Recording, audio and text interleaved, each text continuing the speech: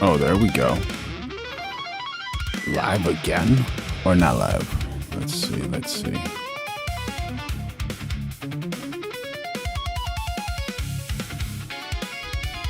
Oh, yeah. One more time. Oh my gosh. Absolutely brilliant. Absolutely brilliant. I'm excited for this one. This is a good one. This is a very, very, very, very, very, very good one. Let's go. Let's just have some fun.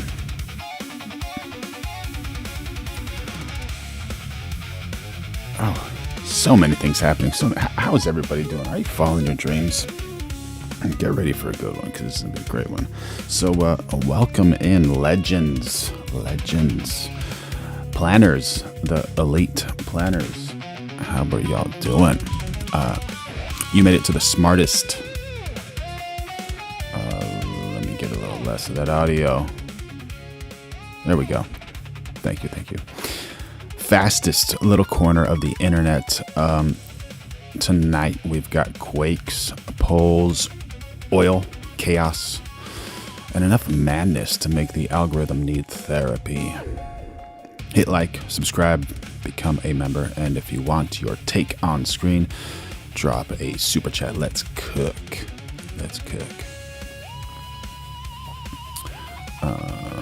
There we go.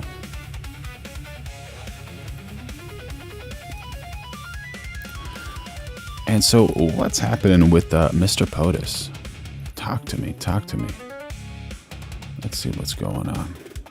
75 to 100,000 people, free. They're going to set up 8 big screens, and they're going to have the fight. And then out here, we're going to have 4,000 seats right in front of the front door of the White House. The hardest ticket I've ever had to. The best live show on earth, June 14th. This will be the greatest show on earth. Is at night. That's all lighting and cover. And I think you get the idea. So it's going to be June 14th, and it's going to be great. And this is a little different for these political people. And but these are real warriors. When we talk about warriors, these are warriors. Cyril gone. Those Eye poker. These are all Mr. champions. I don't have to say champions, and most of you know, many of you know who they are. Cyril, great honor. Alex Pereira, I've seen him knock out a lot of people. That's what he does. He knocks out people. Congratulations on that. Never met Alex Pereira, but he seems like a great man. Just an absolute legend, honestly. Anyone in the chat meet Alex Pereira? Pahea? Unbelievable career. Wow. Ilya Topuria, who they say does not get tougher. So it's pretty much, that's it. They're very special. And a friend of mine, Justin Gaethje, who is another eye poker, another fellow eye poker. What are you guys' thoughts on these people who just eye poke for fun? Not cool, right? And we got Restream Bot back in the chat, so it's going to be so much fun. A fighter like you've never seen. You see the kind of pounding he'll take, and then all of a sudden it's over, and the other guy's not in good shape, right? It's a crazy game. Not in good shape. So these are the toughest people. These are the greatest fighters in the world. They're all champions. We got Lord Alcatraz 000 saying Trump is the GOAT. There you go, buddy. Yeah, that's right. Trump is the GOAT, buddy. That's right. We got goats in the chat. I'm gonna drop a goat chat right now. And they'll be fighting against very tough people also. And but I think you always go in thinking you're going to win. Of course. But they're fighting against, they're Olympians. They come from all over the world. Some come from extreme poverty. Some come from, not too many people come from Fifth Avenue for the most part. I would say Fifth Avenue is not well covered in the sport. But it's a special group of people with tremendous heart and really tremendous talent. And I really believe you're probably born with the punch, and you're born with an ability to take a punch too. I was talking to Dana White last night. He was talking about that. Some people can take a punch and some people can't. And in life, it's always good to be able to do that. And if you guys want to say anything, I don't want to pick out individual, but if you want to say anything, you could. But we're going to see you all here on June 14th. Yeah, I mean, what an unbelievable honor. I mean, Captain I'm not Black, sure many there's the know goat. how big of a part you were to the UFC coming on and becoming mainstream in the early 90s when nobody would let us and nobody believed in us and they thought we were just absolute animals. And you gave us a chance to fight in your property. Well, they're right about that. Well, yeah. Somewhat way. We just, yeah, I mean, it's truly an honor. It's awesome. It's your birthday. Awesome. Speaking of animals, this man is quite the eye poker. Let's see. What do you guys think? How many eyes has Justin Gaethje poked in the UFC? Just curious. While he is known for a history of severe vision issues, he has not lost any. Before undergoing... No. How many eyes has poked?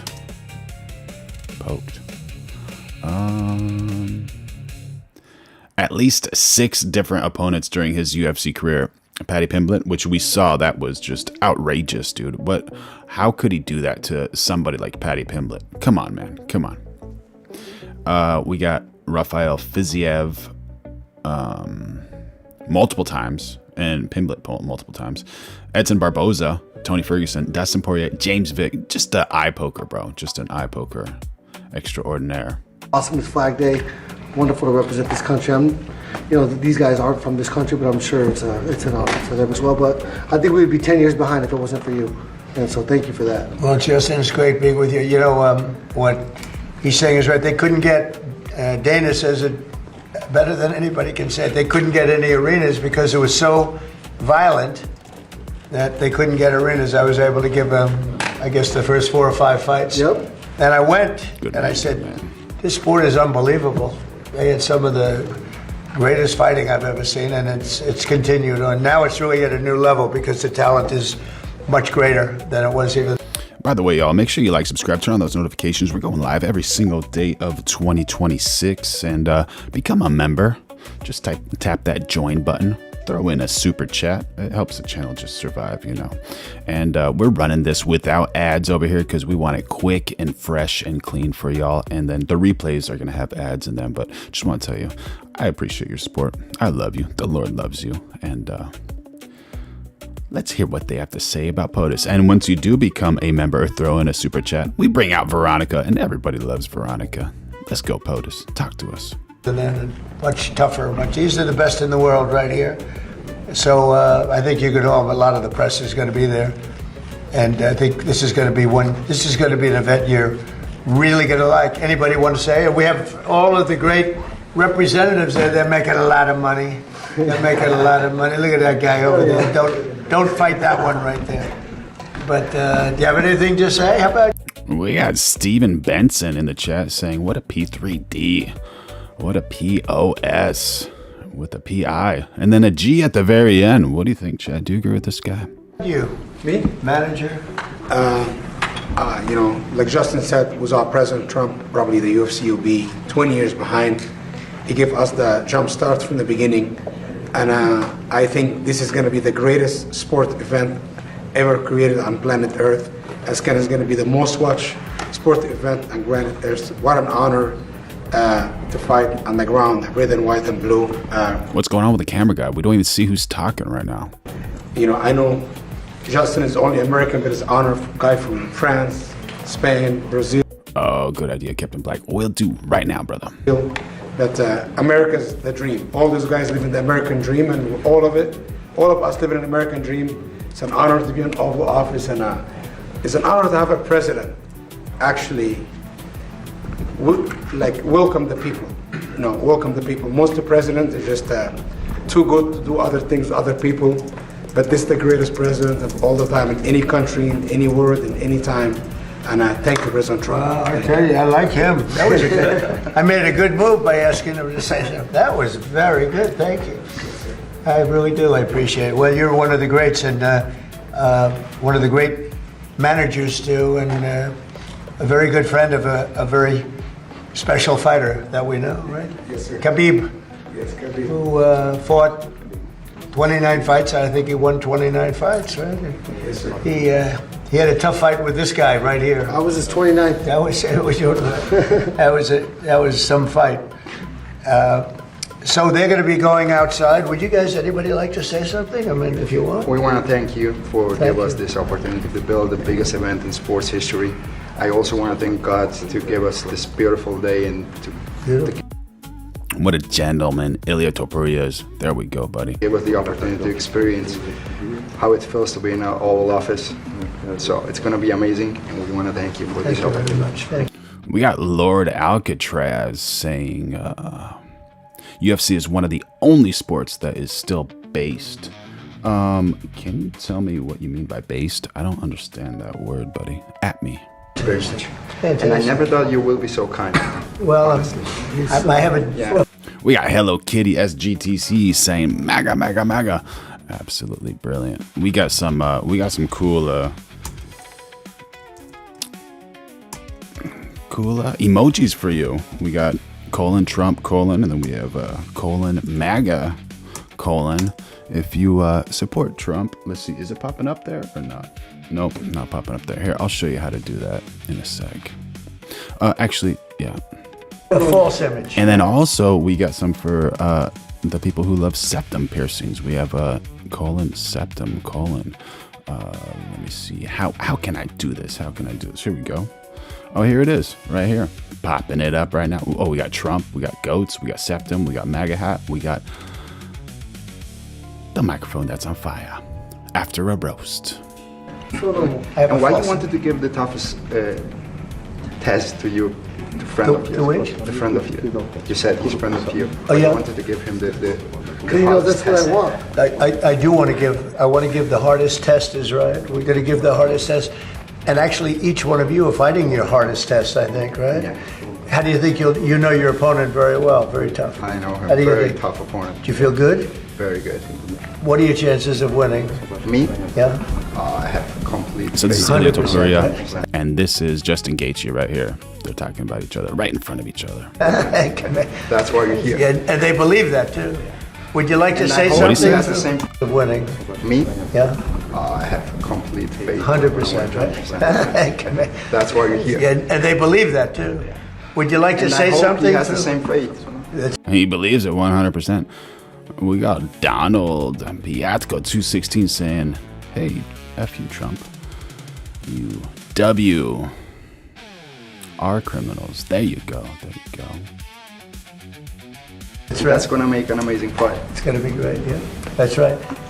Would you like to? I made a typo in the. Oh man, thank you, CAI.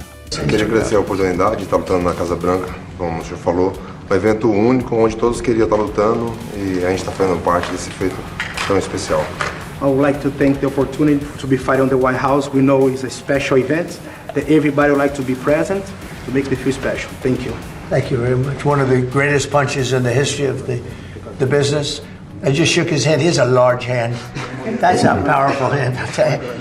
It's they're very unusual people, born with great talent, and then they hone the talent. I'll save you for last, okay? Because he loves his country so much, but I'll save you for last. Yes, sir. Please, would you like to say something? Yeah, I just want to say thank you. It's an honor. I'm really proud. It's going to be really special one time in my life. So I just want to say thank you. Thank you very much. It's an honor to have you here. It's humble. Leah, how you doing? We'll Good all be morning. there watching, and you guys are something special, so we're gonna all be there watching. I don't know how you do it, but they wouldn't have it any other way. They love the sport. They really love the sport. They come out of a ring or the most incredible fight you've ever seen, and they say, "This is the greatest sport." I could do it. I'd rather sink a 3-footer personally, but there's no better thing to watch than this. And Justin is known as just one of the truly, obviously talented and everything else, but he's got more heart and he just has an ability. Oh, we've got an interesting one coming over here. We got by Curly Eastbourne saying Donald getting played by Iran. Those guys have PhDs and Trump has FIFA Peace Prize. There you go. They call it a motor He's got a motor that... By the way, we're going live every single day of 2026, so make sure you like, subscribe, turn on those notifications, become a member. Throw in a super chat if you want. We read all of the super chats if you want your super chat to be heard. And yeah, become a member because you have so many great benefits. So many great benefits, and it helps the channel survive. Talk to us, brothers. Talk to us. And we're also developing the best community on the internet. It's amazing. It doesn't stop, and that's all starts. It all starts right up here. Yep, here and here. And I mean, I learned that going up to small town Safford, Arizona. Copper, cattle, and cotton. That's what we do down there. 3 generations in the copper mine. So, yeah, like you said, none of us come from opportunity or wealth, and this is one of the truest merit-based systems in the world. This sport right here. Everybody has an opportunity, and we all get a chance, and we will get a chance. And so, of course, my faith is as strong as his, and He answered the I've question. committed my whole life to this. And so, to have a president that's willing to go against an upstream and against the norms. It's truly special. It's why you got my vote, and it's why we're such a great nation right now, compared to where we were. Well, we all love you. He's got tremendous fan base. Each one of these people, these in Well-dressed gentlemen. Well-dressed. the sporting world. Oh, that's really cool. They put the American flag right there, right next to the, right behind the UFC title belt. There we go. Because I think most of the sporting world Chat, who are you excited to see here? was watching the UFC, but Dana White was here last night. We were talking about it. He said they've never had anything like what's happening. The problem was everybody wanted to fight. You know, we had so many guys. They all say we want to fight at the White House. Well, but they all said we don't want to because of optics, and then they cried when they didn't get on it. So. that's right. Yeah, now User TT, how you doing, buddy? Good to see you. they're crying. Now they're crying. But it's true. But anyway, so they're going to go outside. They're going to have some pictures taken on the balcony, the Truman balcony. I think they're going up to Truman. And there's a beautiful balcony on the White House. And do you have any questions? Only for the fighters now, I think. They want to ask about Iran and a couple of other things. I could try on. Go ahead. I'll bridge this. Here you I go. guess that's fighting also. Wait, this will work. You're facing an opponent right now in Iran that has refused to submit. You seem optimistic now, so you may be closer to a deal. What's different about this moment now than in other moments where a deal has seemed close? Well, why do you say that? Oops. Yeah. Great question right Didn't there, reveal man. what he's discussing. Yeah, that's absolutely wonderful. Absolutely wonderful. What's the chat up to? What? We got Lord Alcatraz saying the TDS in here off the charts. You gets need to accept the reality instead of what you identify as. There you go. We got user TT jumping in on the chat saying, how are there still Democrats? How are there still Democrats? Yeah, that's a great question, honestly. Oh, you tried to say you guys. That's what I thought first, but I wanted to read it for you. We got Dragoon Edwin saying, libtards are better than P3D. C words. There you go, dude. That's a little aggressive, but pretty good. No worries.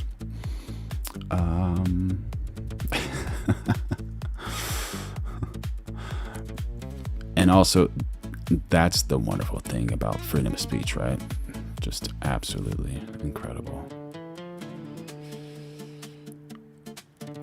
Speaking of Trump, life after Trump, right? It's going to be an interesting one.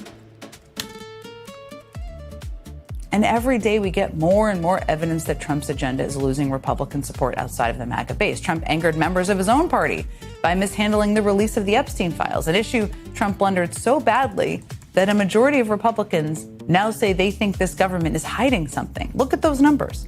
Trump launched a disastrous war in Iran, a war that is so unpopular that only 46% of Republicans think the operation has been successful. 46. Trump's war drove up gas prices so fast and so high that even a majority of Republicans now say Trump is to blame. Trump is insistent on punishing Republicans who cross him because he knows. Stacy Lynn, how you doing? Good to see you.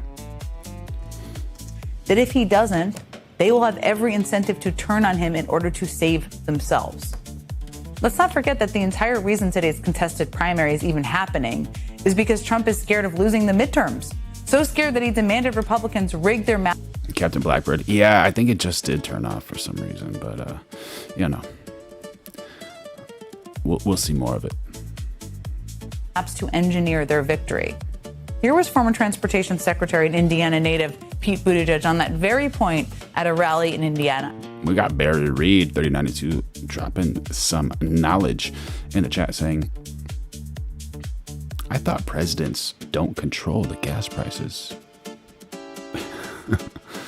Good question, good question. We're going live every day of 2026, so make sure you like, subscribe, turn on those notifications, become a member, throw in a super chat if you want. Annapolis just last year.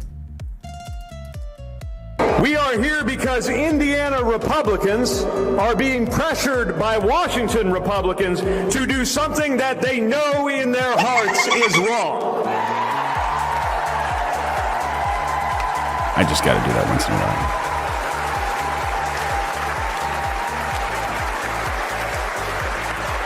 They are being pressured to change the rules so that voters don't have a say anymore, and they know that that is wrong. And we know why they're doing it, which is because the agenda of Washington Republicans is so unpopular that even here in Indiana, they're afraid of losing if they have to run on a fair map. All right, which one of you is bringing out the cat? You got to tell me which one of you is bringing out the cat. Take it easy on the kitten. Oh my gosh. You guys are too wild. That was back in September. And joining me now is former Transportation Secretary and former Mayor of South Bend, Indiana, Pete Buttigieg. I mean, it is, first of all, it's great to see you. We got Rich Fisher, Ultra Mega here winning. There you go, buddy. Happy to have you here. We have Alec Matthews, Go Cat, someone. Good man. W's in the chat, man. W's in the chat for Alec, man. We're going live every day of 2026. Make sure you like, subscribe, turn on those notifications, become a member, throw in a super chat if you want. You are from Indiana. I just played, it's great. Yeah, it's great to see you. I just played that clip of you calling out what the Trump administration was up to way back in September. This has been going on that long. I think it's important for people to remember. And now 5 Trump-backed candidates have now won their races. One incumbent has hung on. One is still in the air. I wonder what you make of the results tonight. And more importantly, I wonder how you think about the significance of really what we've seen over the last several months in Indiana. Well, it was striking to see just how much money the Republican Party had to put into Indiana, millions and millions of dollars, against Republicans, just to police the boundaries of their own coalition, because a number of them blew off President Trump and blew off J.D. Vance for the reasons that as we described in that rally, had to do with them knowing that they were being pressured to do something wrong. I think the biggest difference between what it felt like back in September and now is that it's not just a series of unpopular policies. That's been true the whole time. Most Americans disagree with the Republican agenda in Congress of cutting taxes for the wealthy and cutting services for the rest of us. But what's really mounted now is how much the results are also failing. We've lived with the price of the tariffs, and now we've also lived with the fact that they failed to restore manufacturing jobs in the country. We have now been living with the consequences of this Iran war and living with the increased price in everything from mortgage rates going up to diesel, where I live in Michigan, hitting an all-time high. All is a direct consequence of the White House and congressional Republicans. So, that dynamic continues, and it's why in a season when they should be doing everything they can to beat Democrats, they instead had to deploy millions of dollars just to beat existing Republicans and replace them with other Republicans, all because the president was mad at them. Yeah, it's like, congratulations on your $12 million you spent to replace some Republicans with other Republicans. Good job when you're at risk of losing the House, the Senate, and gubernatorial seats. Debuno jumping in on the chat. How you doing, buddy? Saying the Democrats represent 6% if they are lucky. There you go. Let's see this. Oh, by the way, we got Turbo Munch. Here, read this. This is for you. Turbo Munch.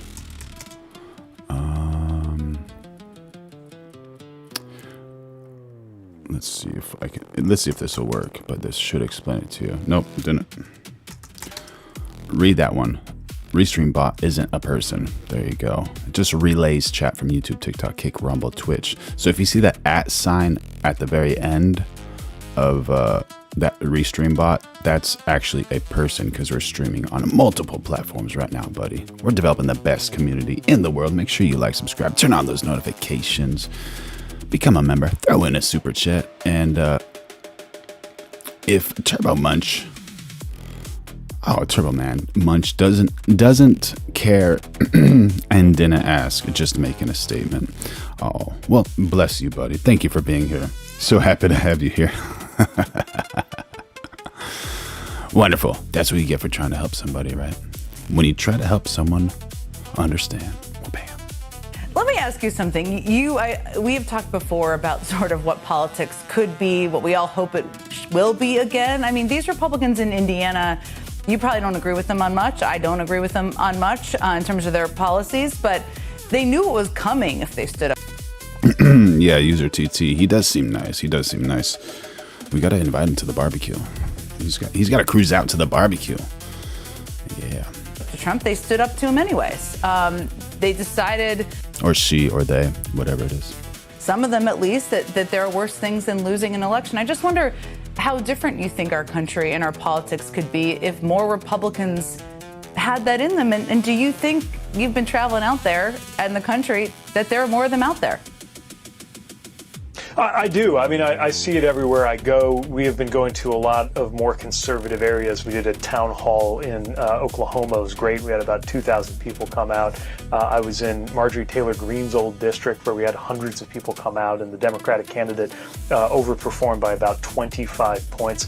I'm headed to Montana soon, and there are a lot of people on all sides of the aisle who are fed up with Cali Chica. How you doing? Good to see ya. The role of money in politics and taking action to do something about it. So I do believe a different kind of politics is possible. Look, Democrats are always going to disagree with Republicans. I'm always going to disagree on a lot of issues with Republicans. But if we're all actually talking about what we believe in, that is better than Republicans repeatedly having to feel pressure to either lose their careers or do something wrong because the president is demanding it of them. And I think what we saw also... The Chad USA jumping in on the chat saying, cannot trust the media at all. Yeah, man, there you go. It's hard to. And that's one of these things with the channel. What we're doing here is we're trying to find the truth within these words and these actions and what they're really trying to do in the background and how we can make our lives better. So make sure you like, subscribe, turn on those notifications, become a member, throw in a super chat if you want. So, and this is a really important thing to think about as we go. Yeah, the cat did just assault that dude. We got Debuno saying Democrats are on the wrong side of history. Go into the future is there are a lot of Republicans in office now who...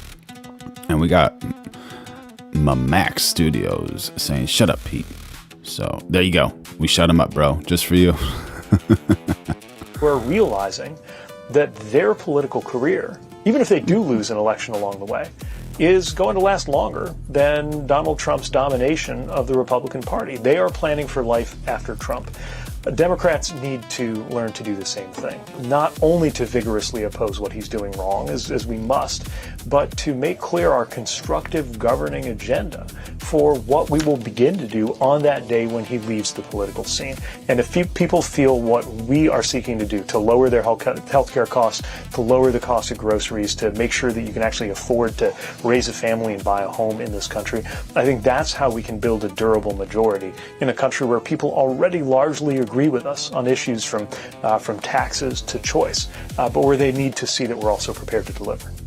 Yeah, I think that's a big takeaway from the election in 2024. No question. I mean, tonight, and we're about to talk to Dr. Amy Acton. We're gonna keep talking about politics through the course of the show. But one of the backdrops, and you alluded to this, is certainly the war with Iran, and there are so many impacts on the country. Obviously, the members of the military whose lives have been lost, and gas prices skyrocketing. There are lots of impacts on communities across the country. It's just so rare for a national security issue to be a driver for voters. I wonder as you're talking to people out there and just your political sense, how much do you think that is a driver right now for people in the country, Democrats, independents, and others who are really deciding where they're going to be in this moment? Well, the reason I think this is driving so much right now is because the Iran war is affecting Americans' everyday life, and people know it. This is not just a matter of agreeing or disagreeing about some academic question of foreign policy that only affects people in a far-off land. This is something that has come home to us in the most immediate way. We are paying more every day for a war that the American people didn't ask for.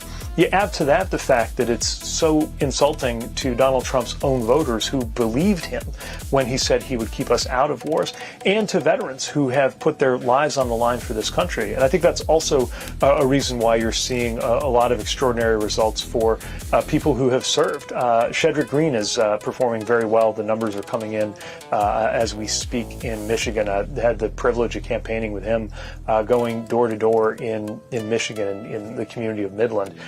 From what we can tell, there's been a dramatic swing toward Democrats in that district. Now, that's for the Michigan State Senate. It's not that people, I think, expect the Michigan State Senate to be voting on matters of war and peace. It's this expectation that we look for leaders who will do right by us, and that includes leaders who've served themselves. We're going to talk to him at the end of the show. That's quite a tee-up for him as well. So we'll talk to him in a little bit. I don't know if you've noticed this. I'm betting you have. But the default defense from these guys is in the Trump administration, others 18 months into their administration, seems to be to blame Joe Biden and the Biden administration, from inflation numbers to gas prices to an airline going under. They just want to blame the administration you and I both worked in. I think because they don't want to acknowledge their policies are doing the damage. To me, it's pretty pathetic. But what do you think it tells us about them? Well, it's an extraordinary show of weakness to see the Trump administration, when you have something like Spirit Airlines, for example, going out of business because of jet fuel prices going through the roof because of the war in Iran, and they've made very clear. That's outrageous. That's absolutely outrageous. Whenever a company has to go out of business because of oil prices, so sad. So sad. That's why that airline went under. To have the Trump administration desperately trying to say, oh no, this is actually because 3 years ago the Biden administration got involved in an antitrust case involving the airline, when everybody can see that what is happening is a direct consequence of the unnecessary, unpopular, and unsuccessful policies of the Trump administration. Look, when you are this deep into your second year, if your reflex is to still be trying to blame the previous administration, it really shows that you are out of ideas, out of solutions, and unwilling to take ownership of your own choices like this Iran war that has cost so much already in this country and beyond. You mentioned, and I think this is so important, Democrats have to talk about what they're for and the contrast. And I think a lot of people are starting to do that more and more and more over the last several months. And today we learned that Republicans want to spend $1 billion in taxpayer money to fund Trump's ballroom. Which last I checked was supposed to cost $400 million in private funding. I would note, but how much? And it's just wonderful to hear from both sides, right?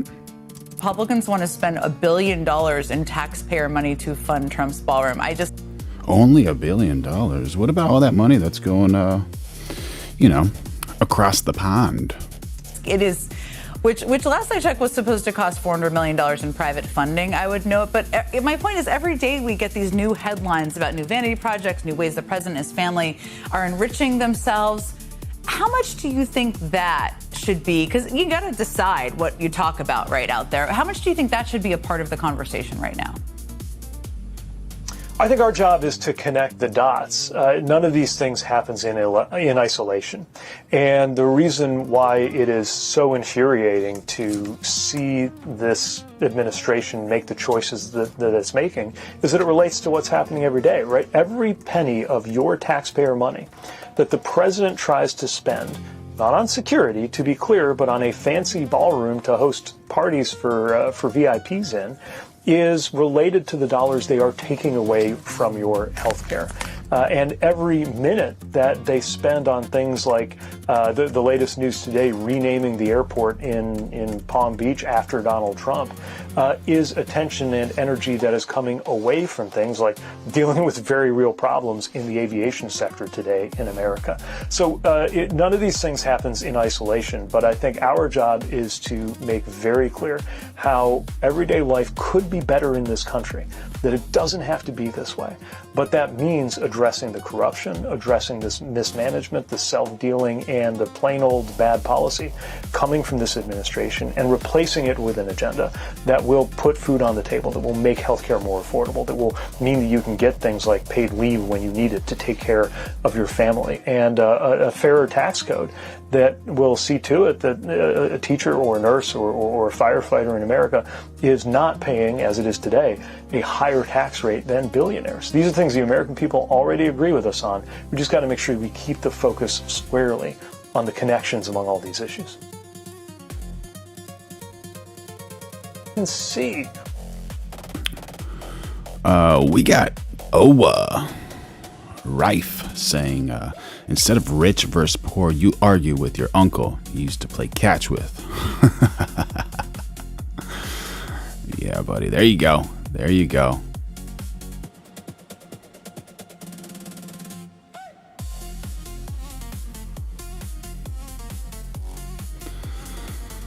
Yeah.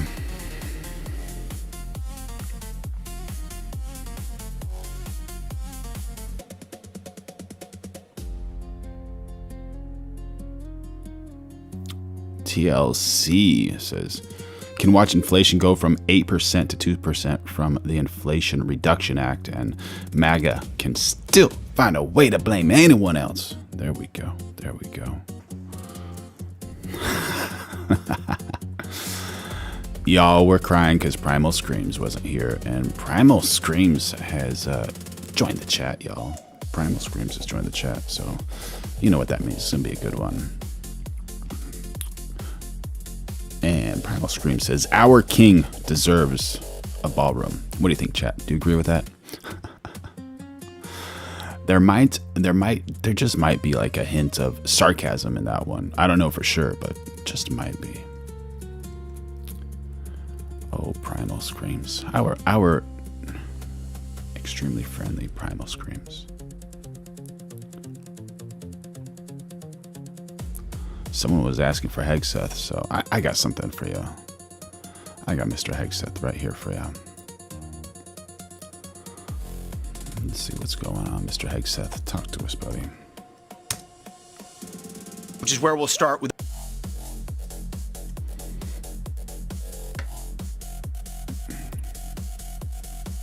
Mr. Hegseth, the one and only. What do you think, chat? You guys are fans of the Hegseth, or not so much? Not so much.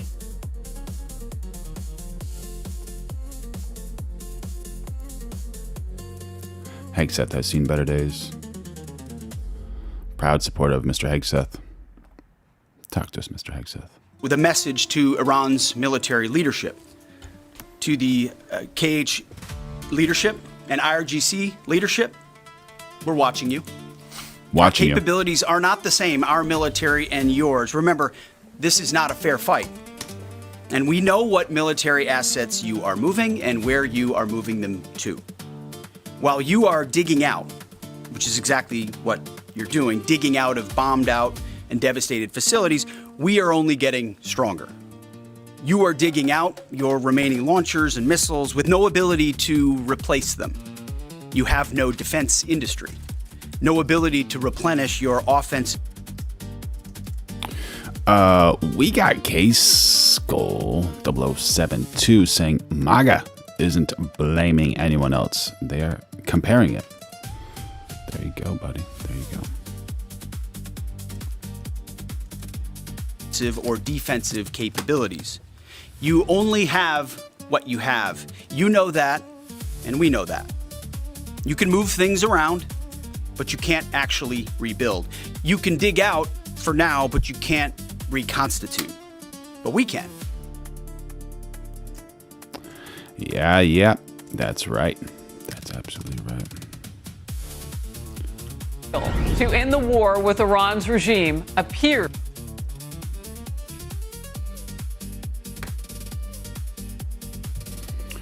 So, there we go. Kelly Chica saying, that's deep, brah. That's deep.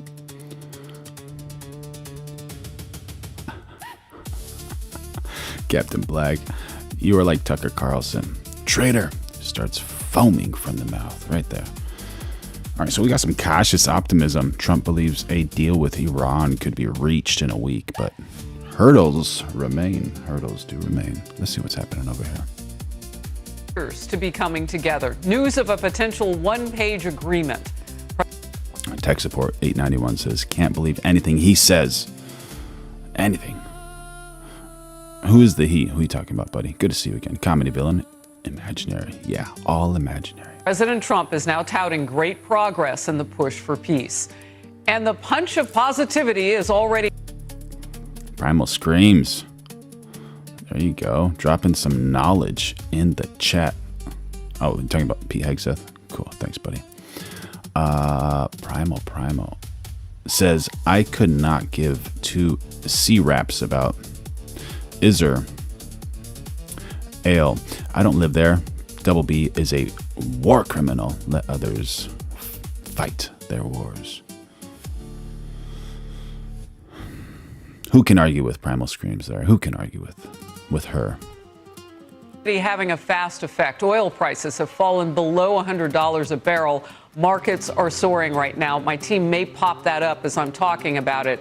But it's impressive how quickly that response was. And those oil prices will eventually hit gasoline on the market. I mean, all of this is positive. Let's see how long this holds. Iran is expected to respond within hours. So that deadline on them is tight. I'm Harris Faulkner. You are in the Faulkner Focus.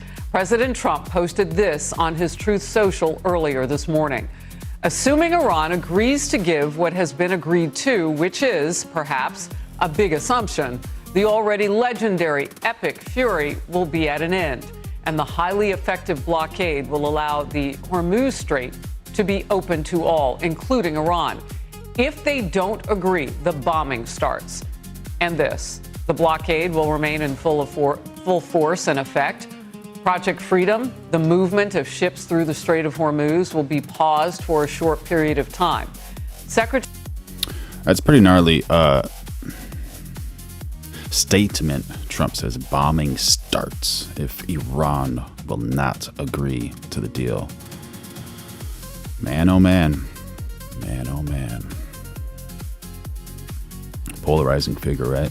Secretary of State Rubio with this on the military phase of the war. He said this late yesterday. Their missile launching capability has been substantially degraded, and their industrial base, their defense industrial base, has been severely damaged. So their ability to build a shield, Tara, how you doing? Good morning. Good morning. behind which they could hide their nuclear program was wiped out. That's a very substantial achievement. We got Rest Day 81 saying, what kind of weird echo chamber is this? What do you mean by that, buddy? Thank you for jumping in on the chat, but are we echoing right now? What's going on? And that was the purpose of this operation from day one. Their nuclear material in order for this Barry Mack, how you doing, buddy? Good morning. war to end. Well, that's one of the topics that needs to be discussed. I don't know about, I think you're linking it. The operation is over. Epic Fury, as the president notified Congress, we're done with that stage of it. Operation Epic Fury is concluded. We achieved the objectives of that operation. I'm not going to, we're not cheering for an additional situation to occur. We would prefer the path of peace. What the president would prefer is a deal. Retired four-star Air Force General Charles Wald will be with me in moments. First, let's go to Peter Doocy at the White House, where the news is moving very fast. Peter. Very fast, Harris, and you were just talking about this. We've got the details of this 14-point plan, according to Axios. Under the banner, U.S. and Iran closing in on one-page memo to end the war. We've got these: a 5-year ban on nuclear enrichment, which would be less than the 20-year ban President Trump previously said he didn't like. There would be limits of 4% enrichment after that. There would be a ban on underground nuclear facilities, a vow to never seek a nuclear weapon, commitment to enhanced nuclear inspections, and an end to restrictions on travel through the Strait of Hormuz. One-page memo to end the war. officials say. All right, so what do you think about these 5 key provisions? You got the 5-year ban on nuclear enrichment. Limits of 4% after that. Okay. So a 5-year ban. Okay. Ban on underground nuclear facilities. They got to be above ground. Okay, so they're not extremely protected. They're easier to get to if need be. Vow to never seek a nuclear weapon. Never seek? To never seek a nuclear weapon. Okay. And commitment to enhanced nuclear inspections. What if every country committed to enhanced nuclear inspections, like every single one? Allies, non-allies. What would happen then? And to restrictions allowing oil tankers to travel through the straits. Okay. These don't seem like so bad. You know, maybe the first 2, 3, 4, but I don't know, man. I don't know. But it just depends. Like, is Iran in enough pain to agree to this, or do they need to go through more, or is this even real? You know, how do we know this is actually real? President Trump, though, is telling the New York Post it's too soon right now to schedule a new round of in-person talks with Iran. So this is a very high-stakes game of telephone, still led by Steve Witkoff and Jared Kushner. Not a bot. GPT says something very interesting. He says, Iser Ale won't. Not a bot. Happy to have you in the chat, buddy. How you doing? I'm not always going to be one, but if there's a real diplomatic path and we continue to explore it, Steve and Jared are working on that very hard. If there is one there, it could be one that leads them to... Rust Day 81, thank you for your chat, buddy. Thank you for your chat. Saying an echo chamber is an environment typically found on social media or within specific online communities where a person only encounters information or opinions that reflect and reinforce their own. Oh, I see what you're saying. Why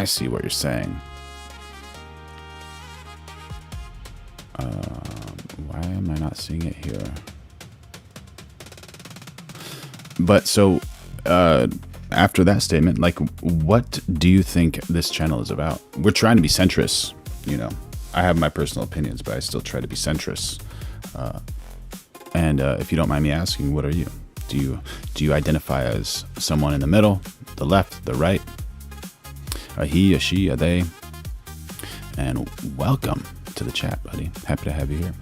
To reconstruction, to prosperity, and to stability, and to not posing a threat to the world. Get your breakfast, the alternative is growing isolation, economic collapse, and ultimately total defeat. We don't know how many Iranian leaders who ordered protesters a couple months ago murdered are still there, but a separate piece of this puzzle is avoiding future slaughter of protesters by arming them. Do you plan to arm them soon? Well, I don't want to say that, but yeah, I mean, people say, why aren't they protesting? They want to protest, but they don't have any guns. So you could have 200,000 people protesting and have 5 or 6 sick people with guns, and when they start shooting them right between the eyes. And Reuters is reporting in a bulletin that just crossed that the Israelis did not know folks here at the White House were so close to a deal, if that is in fact where we are, so close to a deal. So the Israelis had been preparing to ramp fighting up with Iran until this morning. Harris. Yeah, I'm looking at that Reuters right now. That seems very significant that they didn't know, because in the beginning it was Roaring Lion operation and Epic Fury. Epic Fury now, State Secretary Rubio told us, is over. Your last quick one.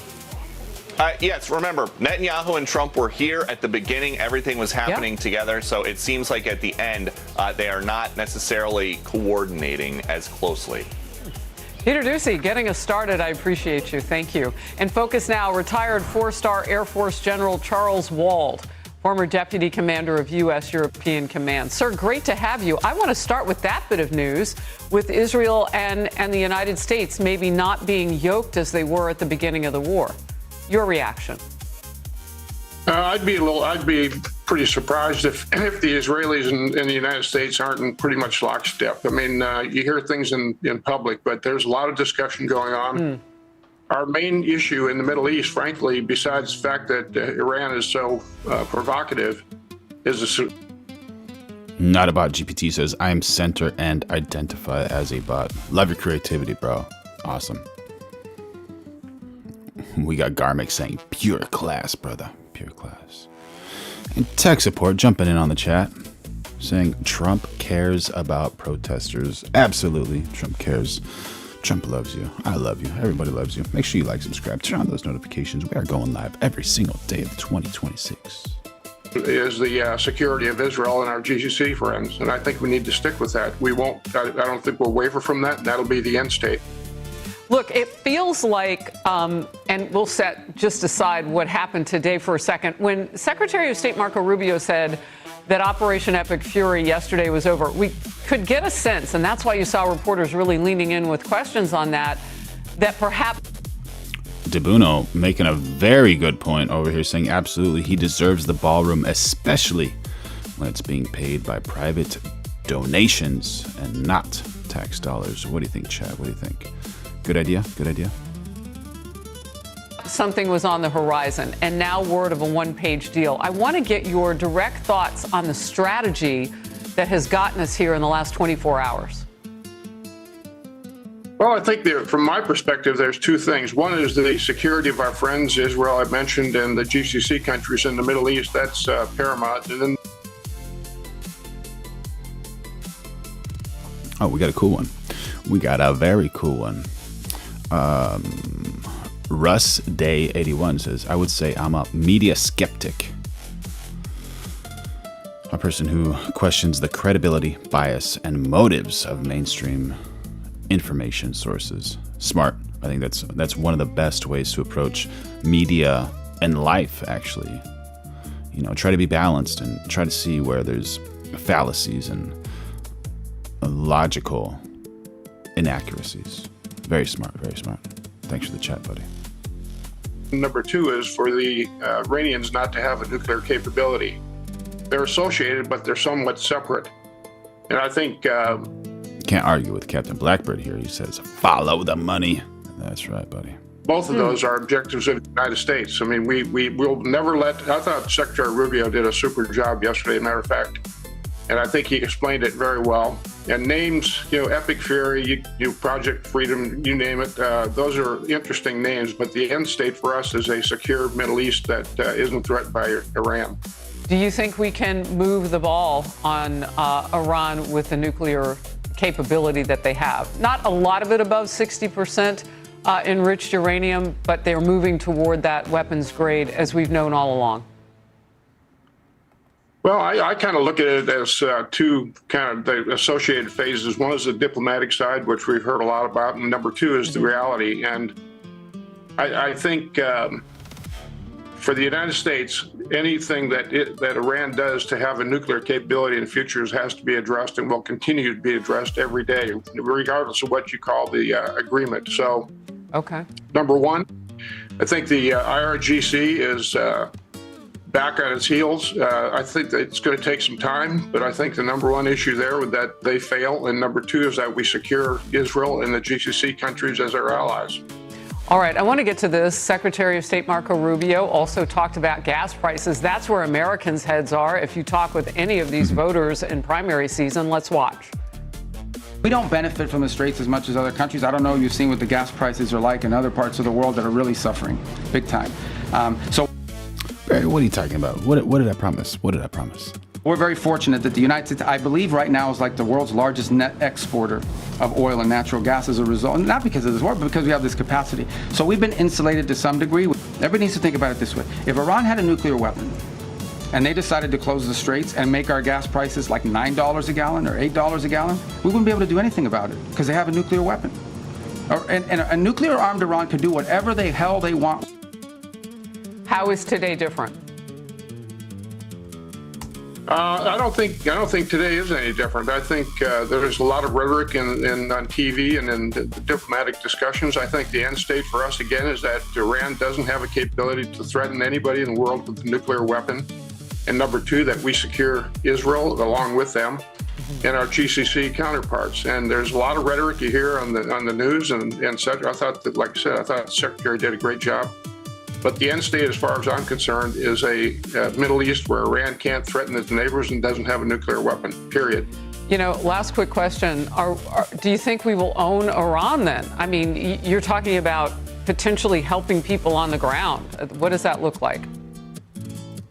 I think we help the people. First of all, I'm not a big fan of invading Iran necessarily, although I think on the coastline we could do some things that would secure the Straits of Hormuz. We do not want to own Iran.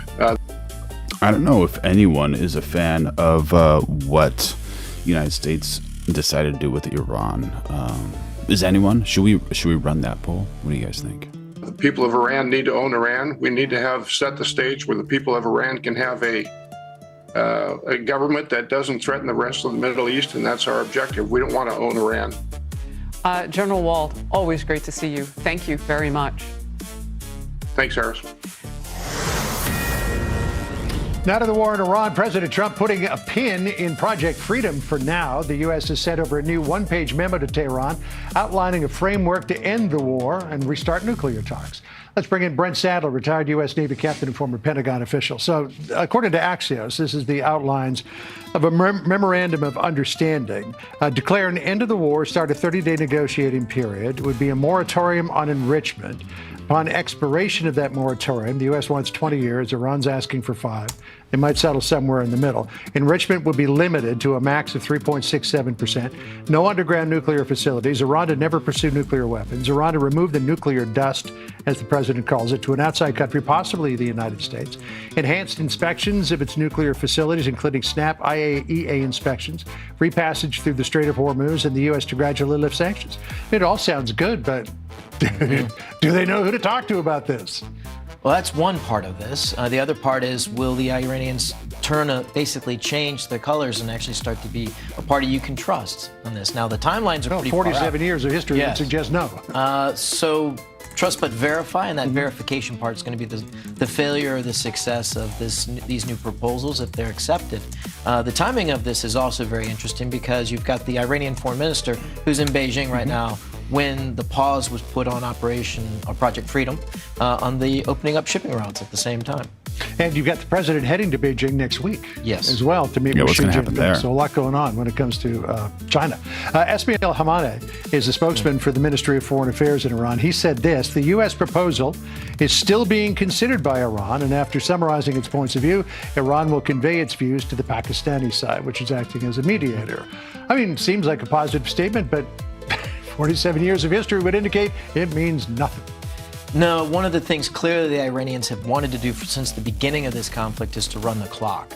And again, keeping the blockade in place is a key way of keeping the pressure on the Iranians and the focus on them, to include even their biggest benefactor in Beijing, a customer of the said oil that would otherwise be flowing out of the Persian Gulf. So as long as the blockade is on, the pressure is on them, I think time is on the U.S. side. But clearly, there is an expectation on the Iranian side that they can win this by waiting us out perhaps until elections here. You know, they remind me of a puffer fish. K-School jumping in on the chat saying, whatever happened about asking yourself what you can do for your country and not what your country can do for you? There we go. Captain Blackbird jumping in on the chat right after him, but it might be better if I don't read that one. Barry Mack saying TDS alive and well. There we go. You see in Caribbean reefs, right? That when it's threatened, it puffs itself up to look much bigger than it actually is, but there's nothing inside but air.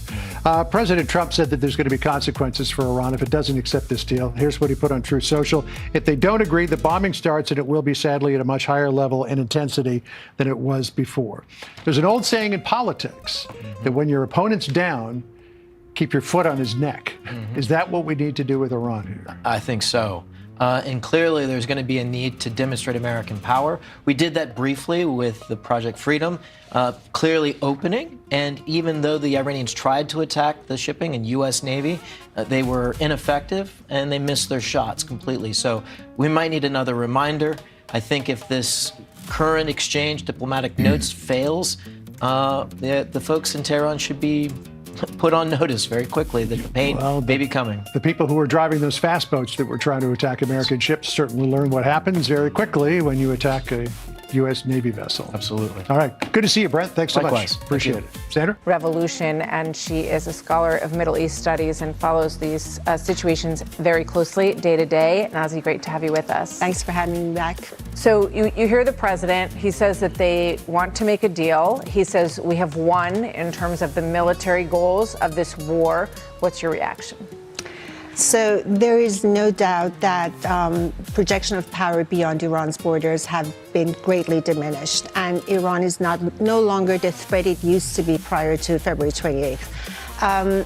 I am a little hesitant to say, as the president suggested just now, that the regime change has already happened. It's still a theocratic state. It's still the Islamic Republic of Iran. It still goes by the constitution that was approved by Khamenei and Khomeini. Khomeini, the founder of the Islamic Revolution, back in 19... How does she do that? Let's hear it again. Islamic Republic of Iran. It still goes by the constitution that was approved by Khamenei and Khomeini. Khomeini, the founder of the Islamic Revolution. Very talented. Very talented. Absolutely. She might be a beatboxer on the side.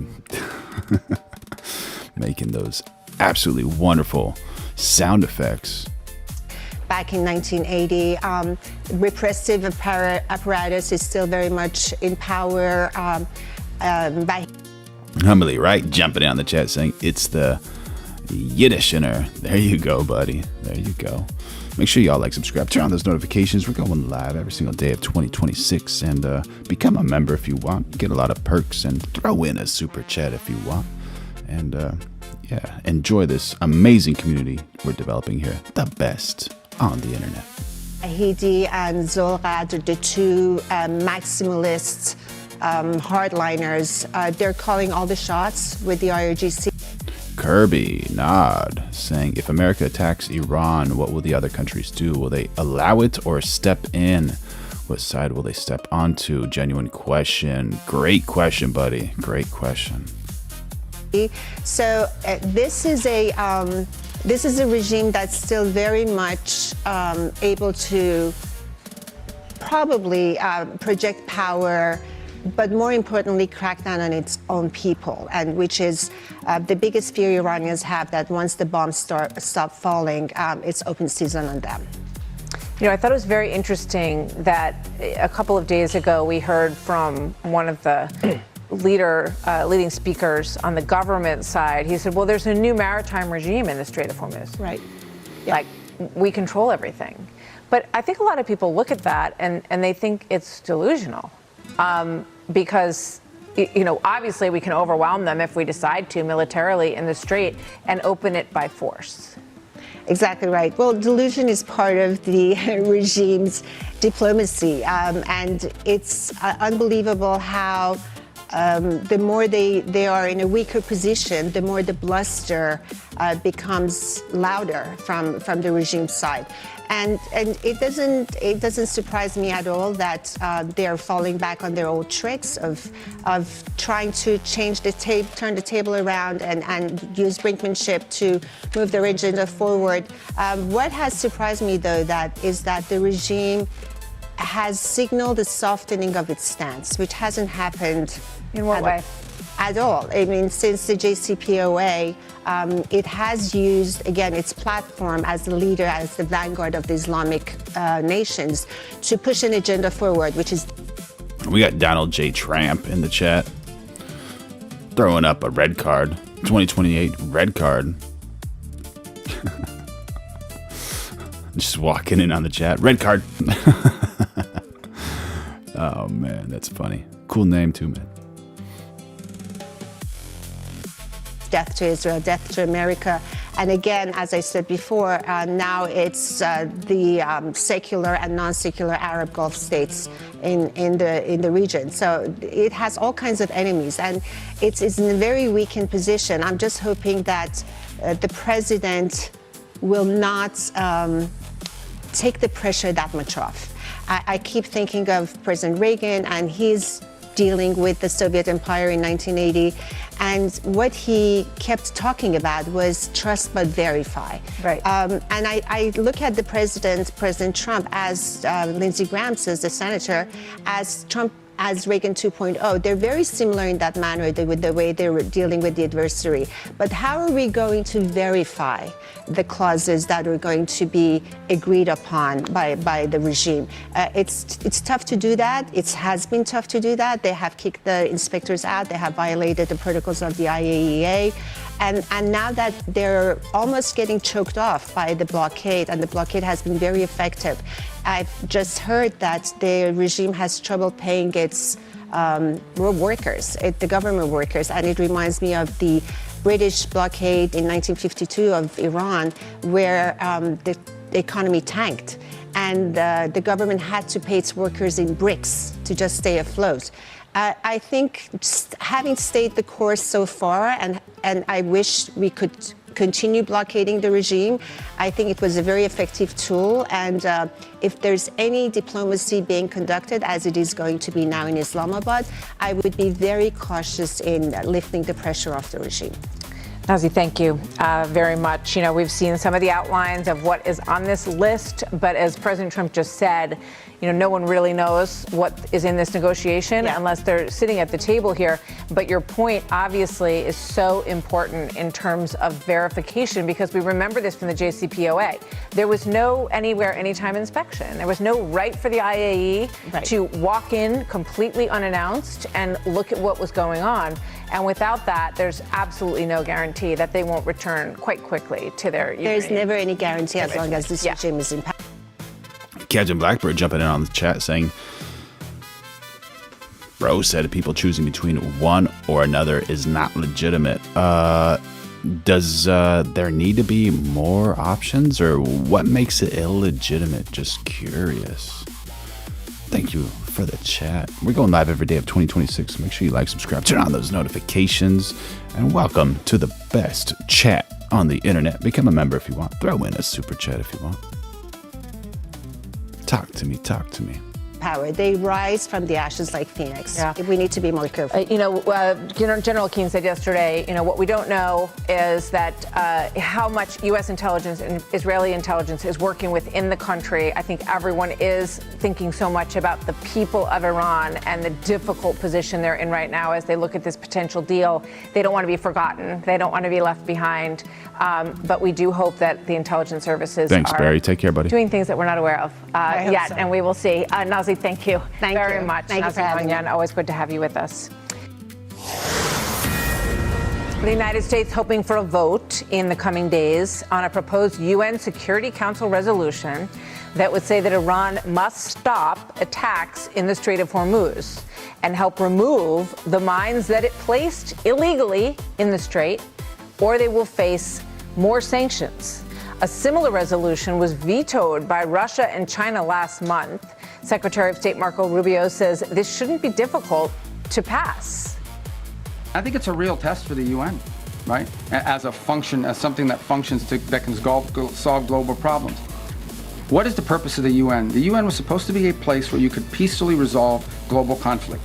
Right now, you have a country who is unlawfully, criminally, and illegally taking possession of an international waterway and blowing up commercial vessels and putting mines in the water. All we're asking them to do is to condemn it, to call on Iran to stop blowing ships, to remove these mines, and to allow humanitarian relief to come through, because there's humanitarian aid that's...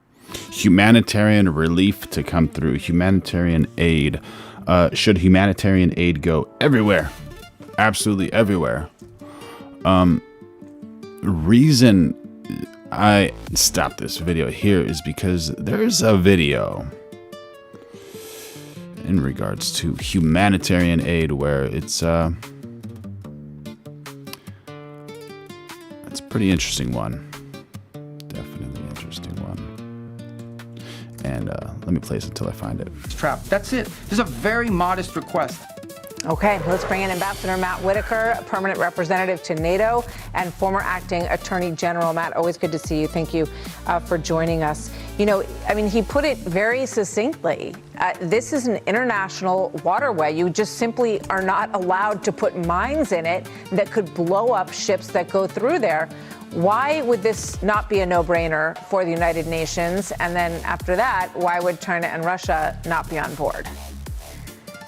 Good to be with you. And it is a no-brainer. Obviously, the UN has a credibility problem. You know, many of our allies and, quite frankly, adversaries talk about a rule-based system that is convenient when they want it to be convenient. This would be a chance for the global community to speak with one voice, to say things like shooting at commercial vessels, laying mines in the Strait of Hormuz, are illegal acts and are not tolerated. But, you know, if the Russians and the Chinese decide to veto this, I think it's going to be pretty clear whose side they're on. And that will be a signal to a lot of our allies as to, you know, as to them hurrying to help and support our efforts there. I know that the Charles de Gaulle, the aircraft carrier from the French, just went through the Suez Canal. That's a good signal. We have others that are moving ships in place. But at the same time, you know, President Trump, through his decisive action, has really changed the global situation for the better. Yeah, I mean, I think a lot of people. So you guys remember that part where they were talking about humanitarian aid, like open it up so humanitarian aid can go through the Straits of Hormuz, right? Very cool. Like the concept and idea is very cool, but this is a sad, sad video. So what's happening here?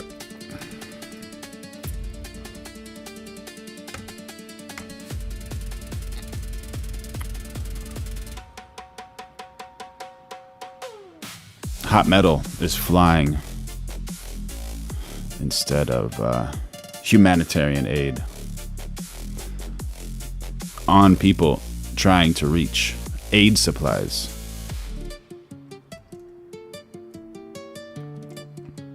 Very interesting, right?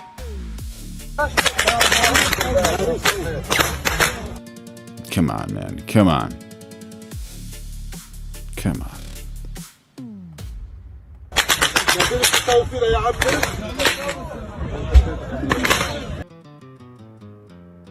Doesn't look too happy there, man.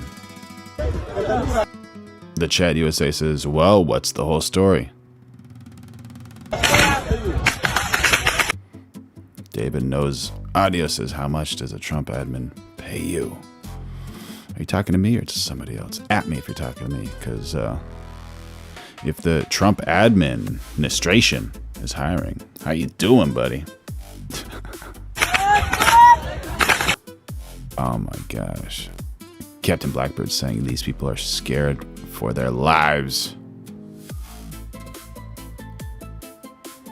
Josh Wilcarawan, thank you for jumping in the chat, saying all this seems to benefit Israel gaining control.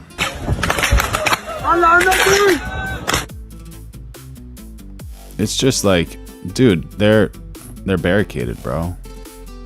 You see that, like on both sides? Barry says, I'm pretty sure this is just a Thursday for them. Oh yeah, tech support. Most moral military force. My rear end. Oh my gosh, y'all. I have no idea. I love everybody. I'm just trying to find the news, you know, see what's going on, over here. How can we find peace? Just look at how long these countries have dragged their feet on securing an.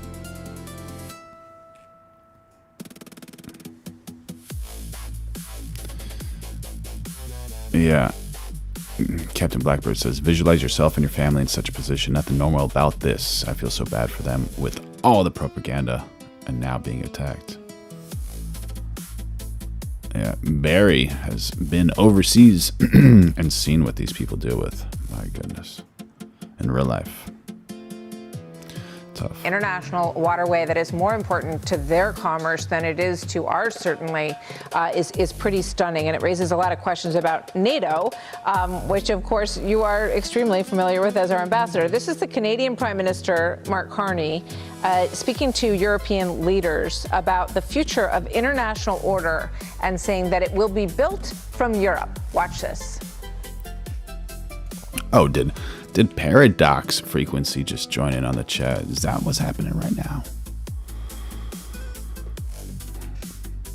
Where'd it go?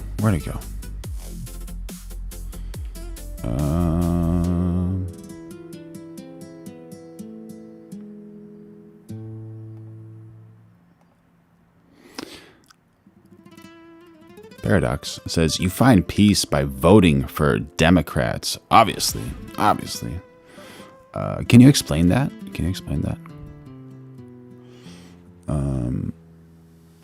Let's see.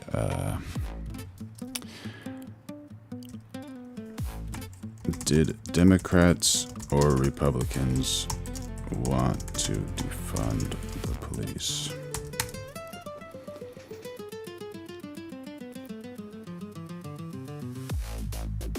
Both sides accusing the other, but the evidence showed significant nuances.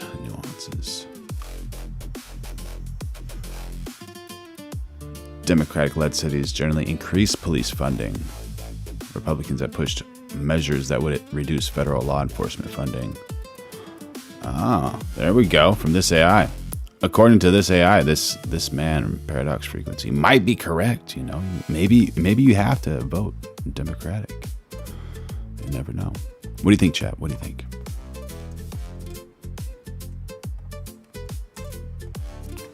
It's my strong personal view. We got, was that Tara? No, that's Tammy. Thank you for jumping in on the chat. I'm liberal and never wanted to defund the police. There you go. That as the happy to have you here. Thank you for jumping in on the chat. Make sure y'all like, subscribe, turn on those notifications. international order will be rebuilt, but it will be rebuilt out of Europe. Do you agree?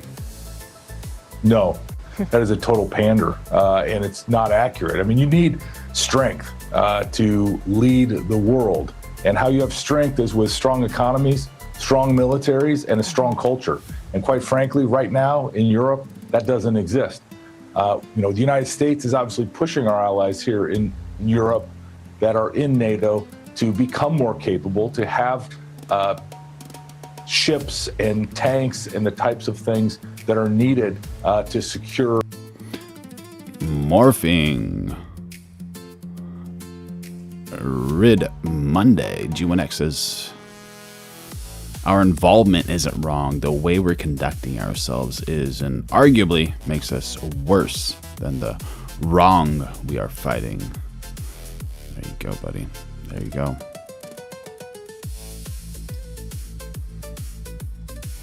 For peace and great statement. Prosperity, and their economies are equally weak. And so, it is not going to be led from Europe. It's going to be led by the United States of America with strong leaders like President Trump. It's pretty shocking when you think about, the back and forth on Diego Garcia, which the British had control over, and that one of the very first things, and relinquished it just before the war. One of the very first shows of strength that Iran put out there was a missile that went further than anyone thought they had the capability of. And where did they send it? Diego Garcia. I mean, how much more of a wake-up call does NATO need to understand that they have ballistic missile capability that could hit Europe? Well, I mean, they saw that in real time. Not only did you have the missile go to Diego Garcia, you had several missiles that headed towards Turkey, which is a NATO ally, that were intercepted by our great destroyers in the Mediterranean Sea. I had a chance to visit one while I was in Greece a month ago. But, those are the capabilities that, even as of today, I was talking to our allies that you need to invest at pace to build these capabilities, to be able to join us side by side and to make sure that we have the deterrence that has been eroded because of this illusory peace dividend that they took for the last 40 years. Mark, before I let you go, I don't know if you had an ability that we might pull some of our troops out of there. We have an enormous financial and human commitment to protecting these countries in Europe, and that could change. Yeah, I've had a lot of conversations with the Germans. Obviously, President Trump is at all times seeing what's in the interest of the American people and seeing how we need to use our resources. It's not just a matter of protecting our allies or somehow investing American taxpayer dollars in Europe for their security. It is about, the United States being able to, one, do what we've done in Iran to change dramatically the state of play in the Gulf, and to also make sure that we protect our homeland, to protect our other interests around the globe.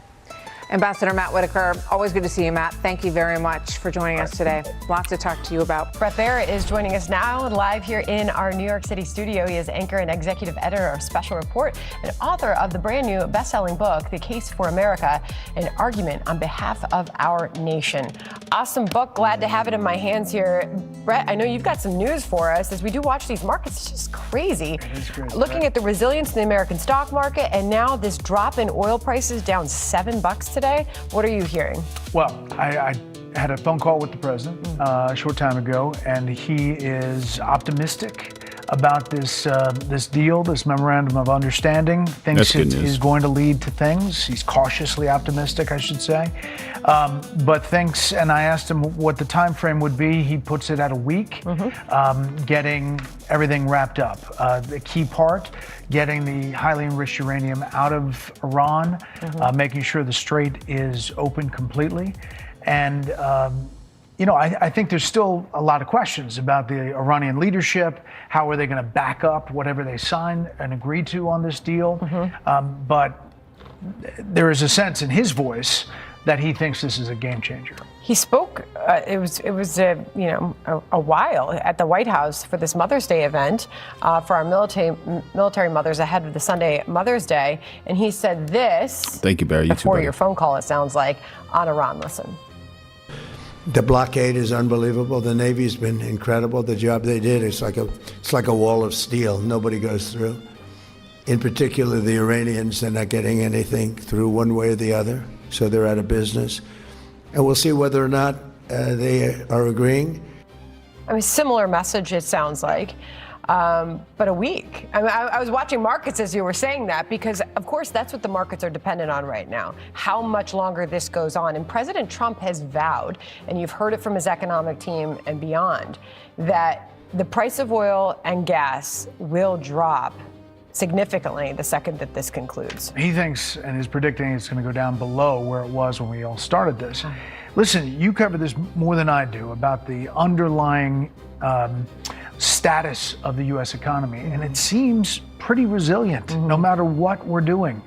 Manufacturing up, the jobs numbers, everything's kind of cooking. And had this not happened, this economy might be running a lot harder than it is. To that point, here's Kevin Hassett on the economic growth outlook for the country. Listen. I'm highly confident that we're going to be looking at 4% numbers for the rest of the year. The imports were the highest quality imports we've ever seen in the data. It used to be that we were bringing in, stuffed animals from China. Now we're building in things that make chips. And so all of those machines that we imported in the quarter are going to be turning on in factories and creating jobs for the rest of the year. I mean, all I hear is confidence coming from his economic team. The growth outlook is just beyond. I mean, Larry Kudlow joined us for 2 hours on Monday. I turned into the Larry Kudlow show, and we loved it. But, I mean, he, too, is extremely optimistic. And then anybody who sits here, like our economic panel last hour, says, look at the earnings. Oh, look at the earnings. Look at the earnings. Look at this absolute work of art by none other than Tech Support. Tech Support says Trump is destroying our relationship with our allies. Do you guys agree with that or not? That's something that's absolutely worrying, and I hope you're wrong, Tech Support. I hope you're 100% wrong. But you never know these days. You never, ever know. We're going live every day of 2026, so make sure you like, subscribe, turn on those notifications, become a member, throw in a super chat, become a member by putting, tapping on that join button, and throw in a super chat by hitting that little, on the bottom right, the little square with the money sign on it. And yeah, as a member, you get a bunch of perks and benefits, but we'll go over that in a little bit. Let's see what's going on over here. And look at the projected growth of these companies. It is just stellar. So you have to imagine if they can get oil and gas prices to come down in this economy, I mean, it's off to the races. That must be the optimism that we're seeing. I think so. You know, and listen, we should put the caveat on there.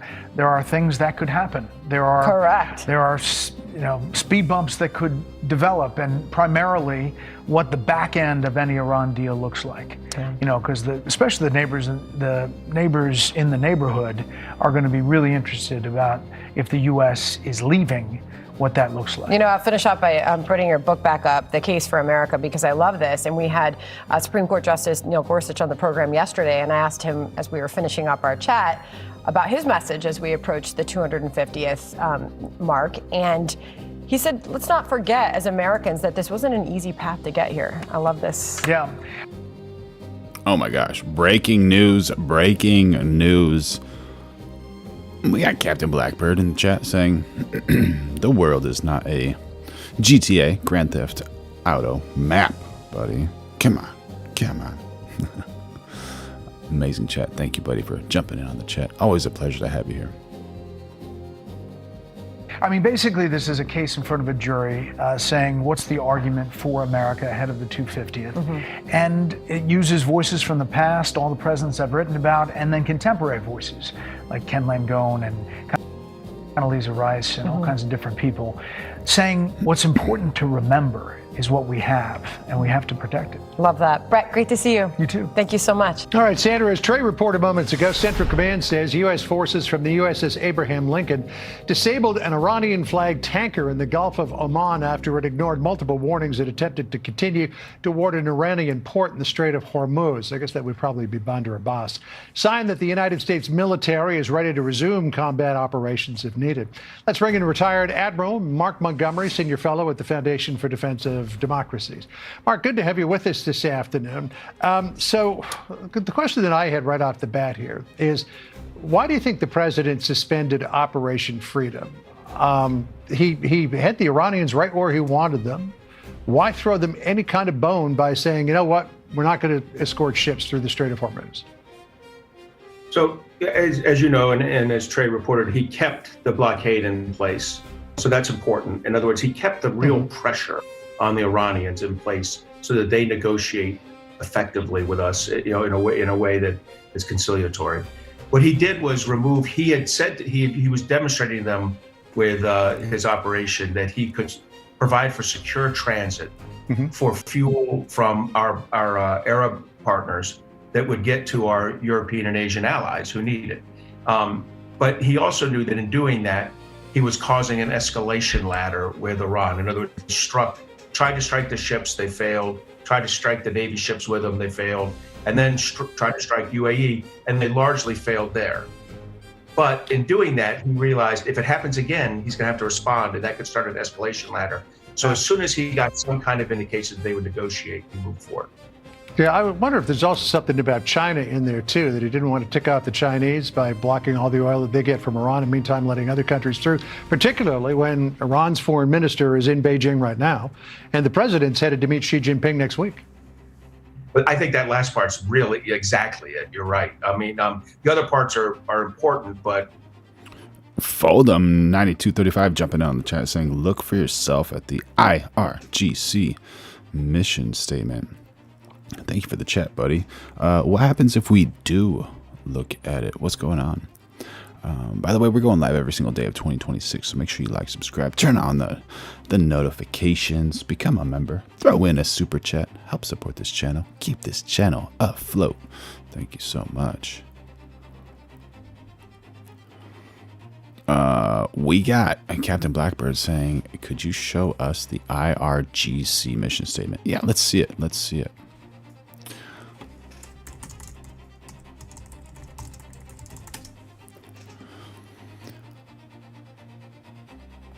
The mission of the Islamic Revolutionary Guard Corps. Can you guys see that or not really? Let me see.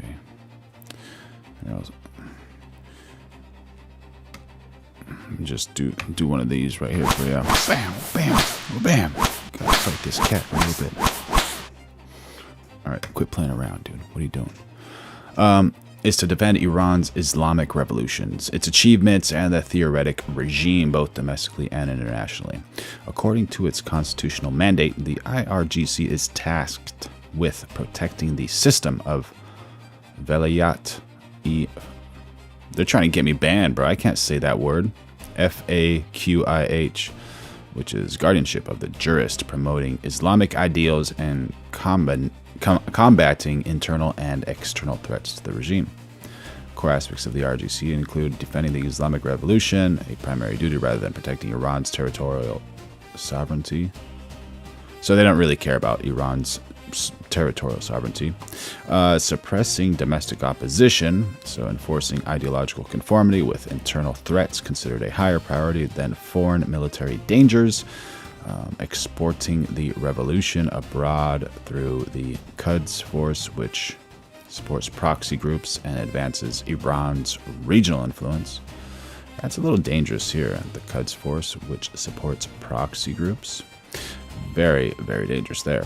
Promoting the sovereignty of God's law globally, famed as a form of jihad in accordance with Shia Islamist ideology, operating under the direct command of the supreme leader, ensuring loyalty to the clerical leadership rather than the state of the people.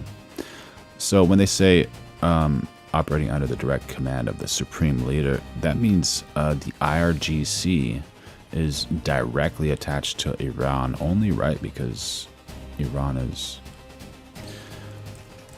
Iran the only one with a supreme leader? No, Iran is not only country. Iran is one of the most well known. Oh, there's another one, Kim Jong-un, supreme leader of Afghanistan, where Hibatullah, the Taliban regimes. The concept of a supreme leader in Iran is rooted in 12 Shia Islam, and the doctrine of that, which gives leader both religious and political authority. In Iran's history, only 2 individuals have held the office: Ayatollah Ruhollah Khomeini and Ayatollah Ali Khamenei,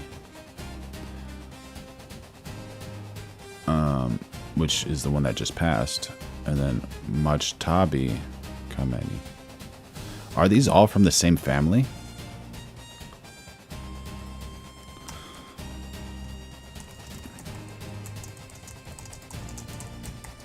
It's a little weird, right?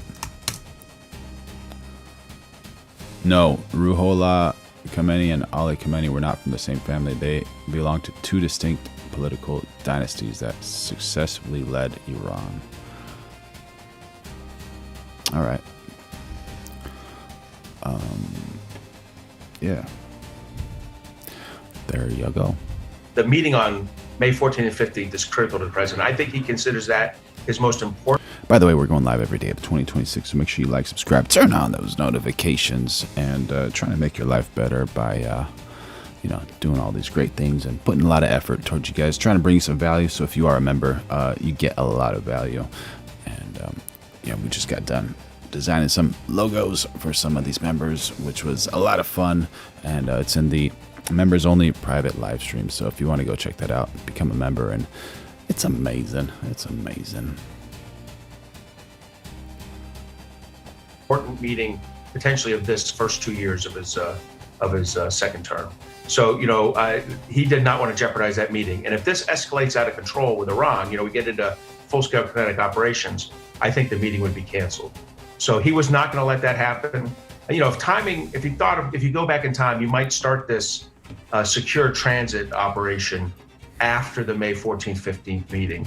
But we'd started it now. I think he could see the escalation management issues. He backed out of it. He may or may not be getting a good deal from the Iranians. You can see the the kind of obfuscation in their public comments. Yeah, so in terms of the public comments versus what the memorandum of understanding might yield, here's what the MOU has, according to Axios. Declare an end to the war, start a 30-day negotiating period, a moratorium on enrichment, the timing of that to be determined. The U.S. wants 20 years, Iran saying 5. Upon the expiration of that moratorium, enrichment will be limited to slightly less than 4%. No underground nuclear. Foldem 9235 says, you look like Christian Bale right now. Thank you, brother. Whether that's a compliment or a diss. Either way, thank you. Thanks for noticing. We noticed you. And make sure y'all like, subscribe, turn on those notifications. Go on live every day of 2026. Become a member. Throw in a super chat. Help support this channel. Thank you so much. Facilities. Iran to promise to never pursue a nuclear weapon. Iran to remove the nuclear dust that it's produced, that's a highly enriched uranium, to an outside country, which may be the United States, maybe Russia as well. Enhanced inspections, including SNAP IAEA inspections, free passage through the Strait of Hormuz, and the U.S. to gradually lift sanctions. The problem that the president had. We got Bob Desi, 25-2 says, I am a Canadian. We are embracing our European allies like never before. The entire world is turning its back on America. Trump did that. There you go. He's probably not a fan of Trump, right? As is. I mean, you might get some leaders in the Iranian regime to say, yes, this is something we might be able to agree to. And then there's other people in the regime, more likely on the IRGC side, who would say, never in a million years will we ever capitulate to the invading aggressor. I mean, so does the president know, really, if he can even sign something? Well, he can sign something. I think he needs to know, and his successors need to know, that Iran is an untrustworthy state and has been for 47 years. So, but one thing I'll tell you, he still has the U.S. Air Force and U.S. Navy with F-35s. The Israelis still have F-35s. And there's nothing in the world the Iranians can build, or that the Chinese or Russians can sell them, that will stop us from being able to reopen Iran to a devastating air campaign. We've done it once. We can do it again. So I think he has that as a kind of an ace in his back pocket. All right. Well, a lot, as you point out, may hinge on what these meetings bring next week when the president heads off to Beijing. Good to talk to you, Rear Admiral. Appreciate your time. Thank you for having me. All right, Sandra. What is the purpose of the UN? The UN was supposed to be a place where you could peacefully resolve global conflict. Right now, you have a country who is unlawfully, criminally, and illegally taking possession of an international waterway and blowing up commercial vessels and putting mines in the water. All we're asking them to do is to condemn it. And if you're telling me that the international community and hundreds of countries cannot rally behind that, then I don't know what the utility of the UN system is. Breaking tonight, Secretary of State Marco Rubio on asking the United Nations for some support in getting Iran to end its blocking of the Strait of Hormuz. Let's get some thoughts tonight from the U.S. Ambassador to the United Nations, Mike Waltz. Thanks for being here. Yeah, sure, Brett. We're in the middle of this, what the president is looking at on this proposal, this one-pager, this memorandum of understanding. I talked to him today, and there was this sense of optimism, not, I'd say cautious optimism, that they maybe get to a deal within a week. However, at the same time, you have the Captain Blackbird jumping in on the chat saying, the Lord hates hypocrites. The United Nations, Iran has introduced a new mechanism, the Persian Gulf Strait Authority, to regulate maritime transit through the strategic strait. We got Danny Sharp jumping in on the chat saying, I wish we had Trump as our prime minister in the UK. There we go. Thank you for jumping in on the chat, Danny. Appreciate it, buddy. Let's see. Oh, you can't really see that super chat if I leave it there. Let's,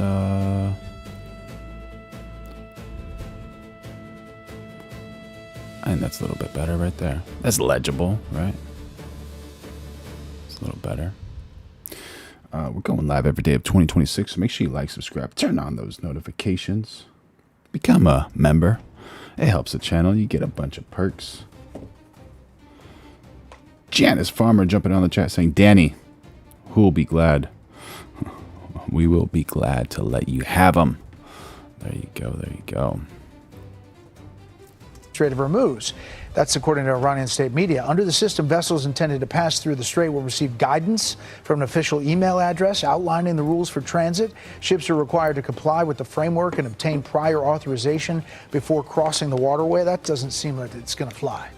No, absolutely not. It's in violation of all kinds of international laws, Hague Convention, Geneva Convention, law of the sea. I mean, Brett, it'd be like, I don't know, can Spain and Morocco, if they get into some kind of conflict, hypothetically, of course, start throwing sea mines into the Straits of Gibraltar and start charging shipping to go through and punish all of the Mediterranean until the other side gives? So there's a really important precedent here on the freedom of navigation that I think kind of the world takes for granted. But that's what this next UN resolution that Secretary Rubio was actually talking about there is, no matter what your conflict is, whether you agree with it or not, you can't respond by sowing sea mines in international waterways and then trying to charge tolls.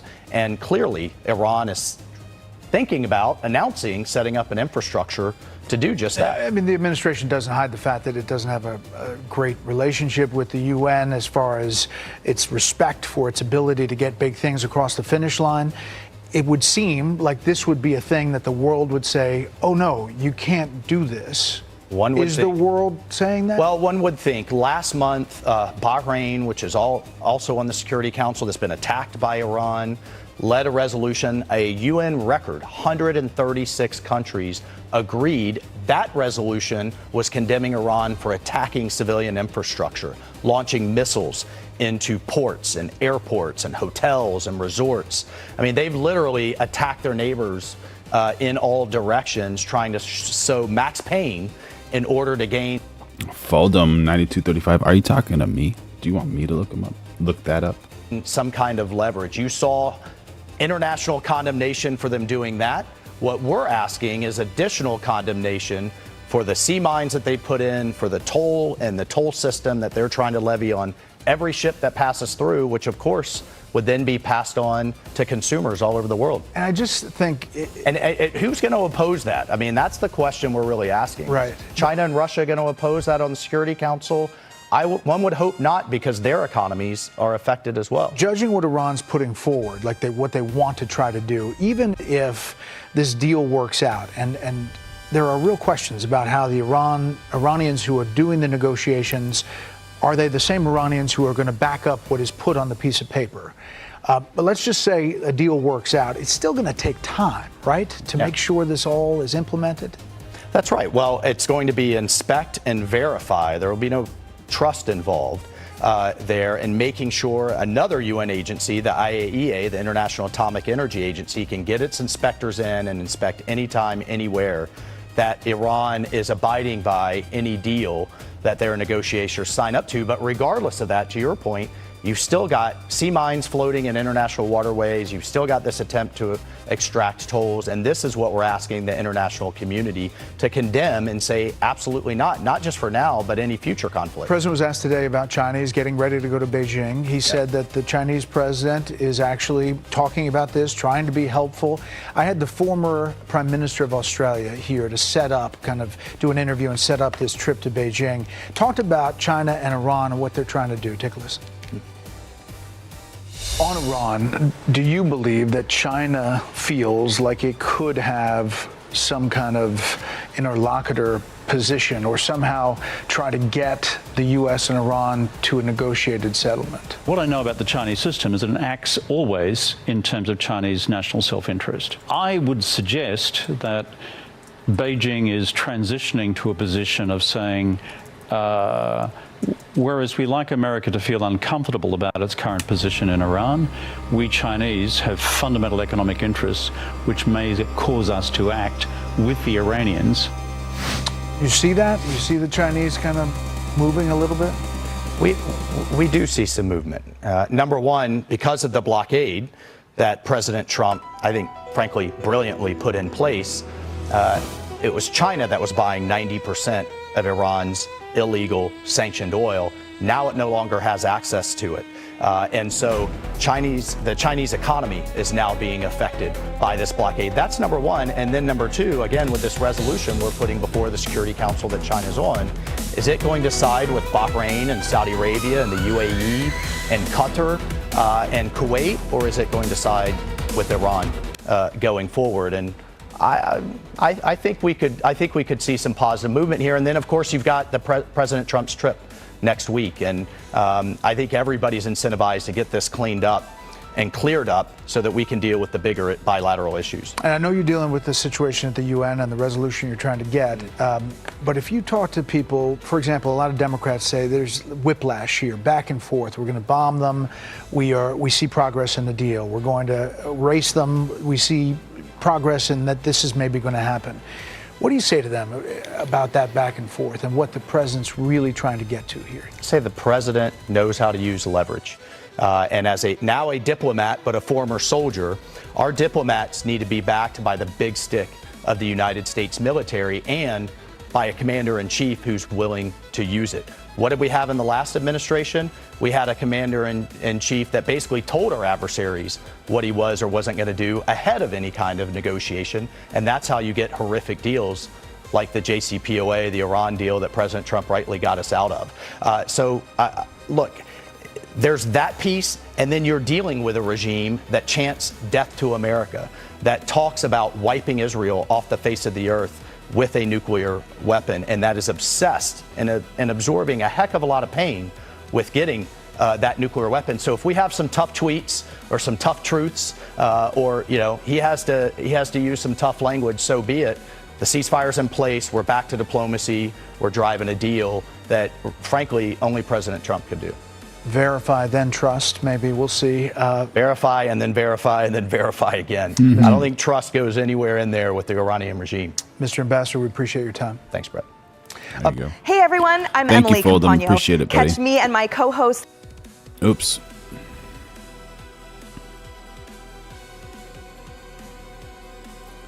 Where is that frame of Trump with the helicopter? Oh, that's not Trump.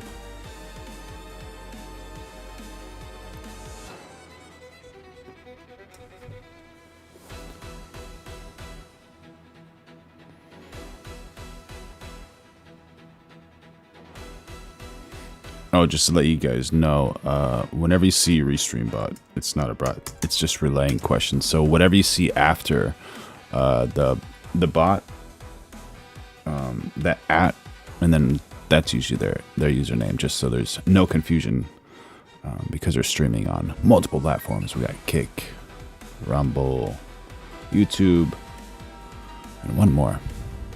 Oh, Twitch, I think.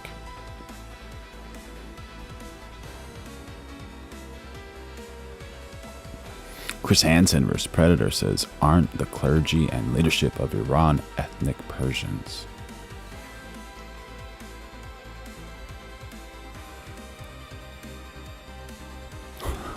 I can't read Debuno's chat, but there you go. ASW Hippie jumping in on the chat, throwing in some jokes, saying, Pox, news, Iser. Ayo.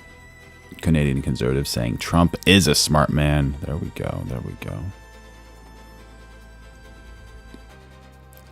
I think ASW wants me to read that one too. Saying Trump is a rambling, slobbering, knuckle dragging POO P pants.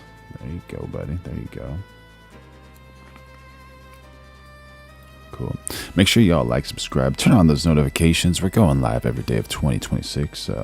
Throw in a super chat if you want. Become a member. It helps the channel survive, and you gain so much as a member. You gain so much. It's absolutely wonderful. Actually, I'm going to show you what you gain as a member. But let me show you the next one very quick. This is kind of interesting. This isn't very, very recent, but I haven't seen this one, and we'll see how it looks. This is about the Island Man.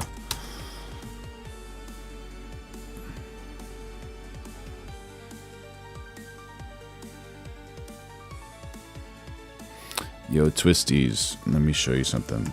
This is a relay bot. So it's after you see Restream, whatever you see @ That's what it is. Even in death, the secrets of Jeffrey Epstein remain tightly guarded. But earlier this year, I spearheaded a Wired investigation that uncovered the data of almost 200 mobile phones belonging to visitors to his infamous pedophile island. The data was so precise, we were able to map the paths of these visitors to within centimeters, including their neighborhoods, buildings of origins, and the paths they took to get to the island. These digital trails document the numerous very cool effects, very cool effects. Trips of wealthy and influential individuals, seemingly undeterred by Epstein's status as a convicted sex offender. Wired's analysis of the data is ongoing, and it raises profound questions about privacy and surveillance. This is Epstein Island's secret data on the grid. This is Little St. James, aka Epstein Island. These red dots on the map represent some of the 11,279 coordinates I obtained. They were left exposed online by a location data broker with ties to the Defense Department called NIR Intelligence. Between 2016 and Epstein's final arrest in 2019, NIR collected data on more than 200 cell phones that visited the island. We don't know why they did that or which client or prospective client of NIR decided to query the data in this way to produce the maps. But the maps you'll see in this video show where visitors to Epstein Island spent most of their time. Let's take a step back. You might be wondering, where is Epstein Island anyways? Well, it's here. Little St. James is a private island that is part of the U.S. Virgin Islands, an unincorporated territory of the This is Florida right here, just southeast of Florida. United States in the Caribbean Sea. Epstein purchased Little St. James in 1998 for $7.95 million. It's about 71 acres, the size of 54 football fields. He made the island his primary residence and soon after began welcoming visitors and throwing infamous parties where he was accused of having groomed, sexually assaulted, and trafficked untold numbers of women and girls. The maps of the data collected by NIR, and which we at Wired recreated here, indicate the most visited spots on the island. From the main house here with the pool, to the beaches and the large sundial, it's all on display, including the enigmatic Hilltop Temple site over here, which has been the focal point in speculations about Epstein's mysterious activities on the island. But the tracking of phones wasn't contained to Little St. James. Surveillance continued long after the visitors left. The data reveals the locations of visitors 30 minutes before and after arriving on the island, which shows us the exact routes everyone took to get there. Some landed here, at the Cyril E. King Airport on neighboring St. Thomas Island. With its private jet and VIP terminals, it was the go-to hub for Epstein's 200-seater Boeing 727 plane dubbed Lolita Express. We see data points clustered at various area beaches, hotels, and luxury resorts, including the Ritz-Carlton Hotel here. To get to Epstein's Island, many visitors got on a boat at a designated dock at the American Yacht Harbor, a private marina on St. Thomas co-owned by Epstein at the time. From there, we see a flow of movement through Great St. James Island, the larger island just to the north, which Epstein purchased in 2016 for $22 million. He had hoped to develop it, but was met with legal challenges after damaging the island's coral reefs and protected habitats. The data then traces visitors' movements as they are ferried to Epstein's private dock on Little St. James.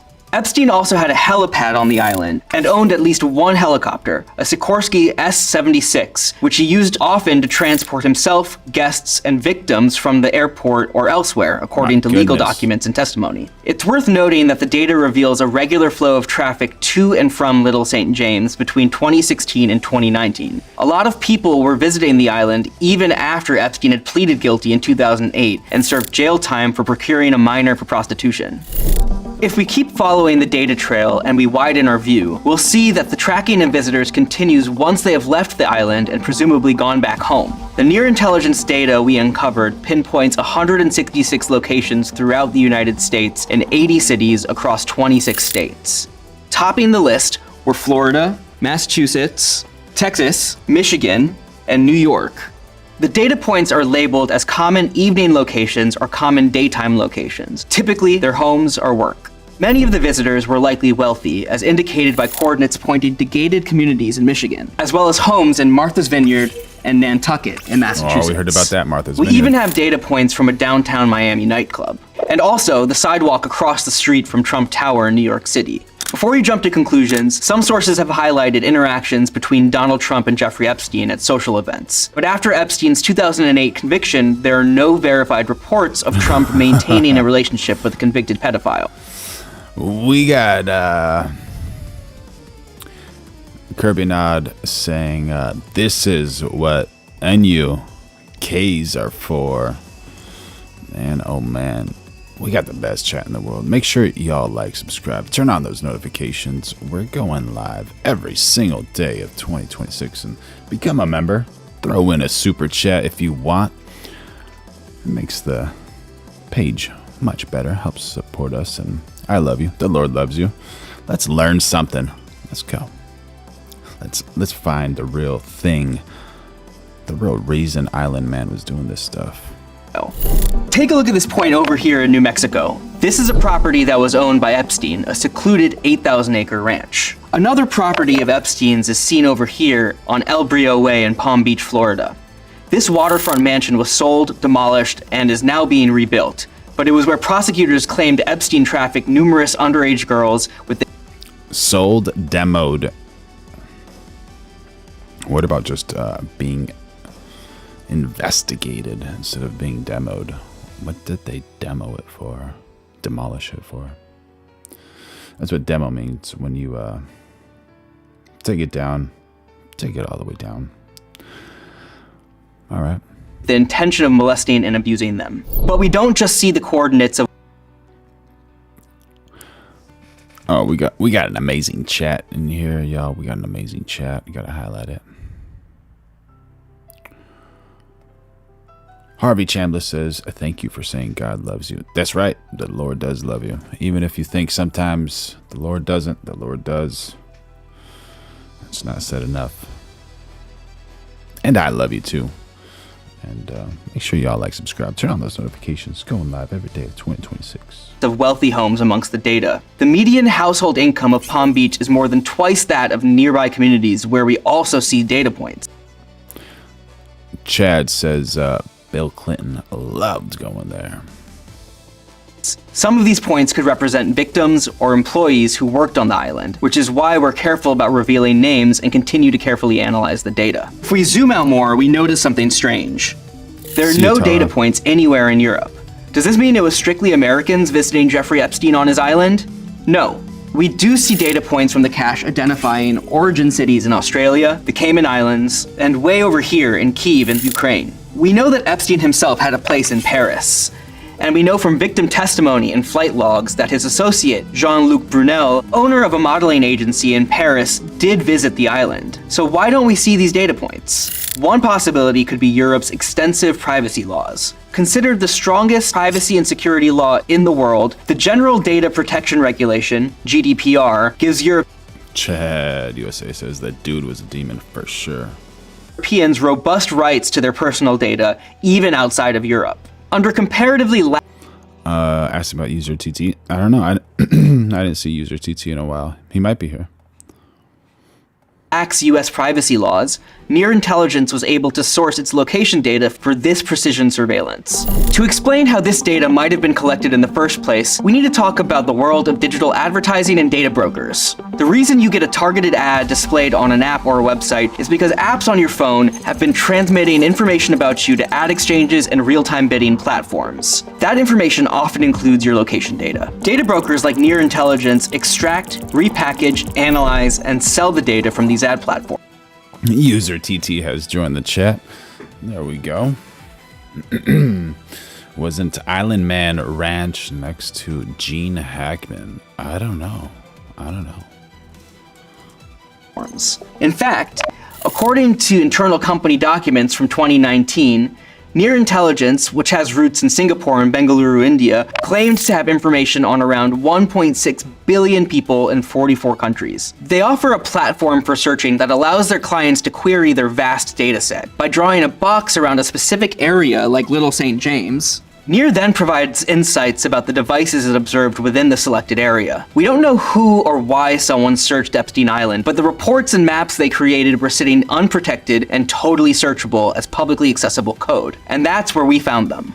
And those aren't the only Near Intelligence datasets that we found. Google's web crawlers were able to locate at least 2 other reports, one geofencing the Westfield Mall in the Netherlands, and another targeting a park in El Paso, Texas. This is data unrelated to our investigation about Epstein Island, but it shows how unsafe personal data can be.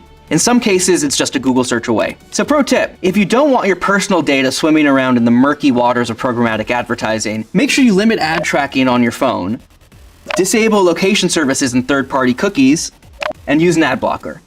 So what happened to the island after Epstein reportedly committed suicide in a Manhattan federal jail while awaiting trial for sex trafficking? Well, in May of 2023, billionaire investor Stephen Dieckhoff purchased both Little St. James and Great St. James for $60 million. He's currently building a luxury resort on Little St. James that he says could open as early as 2025. Also, Ghislaine Maxwell, former British socialite and Epstein accomplice, was convicted in 2021 on 5 counts, including sex trafficking of minors by force. Maxwell was arrested in Bradford, New Hampshire, tracked to a $1 million home by federal agents using location data pulled from her cell phone. I'm Dhruv Mehrotra. The Wired investigation into the secret data of Epstein's Island continues. Yeah, that's wild, man. That is just absolutely wild.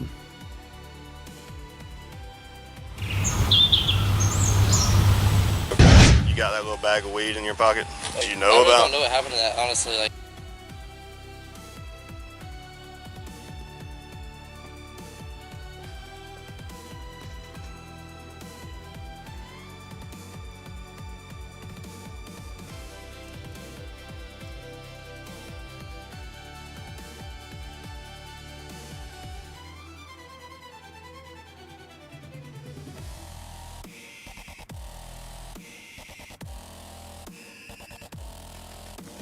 Cali Chica, how you feeling after your birthday?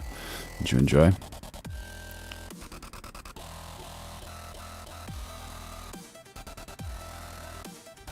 The Chad USA says, oh, so Trump wouldn't see him when he knew he was a P3D. There you go. Yeah.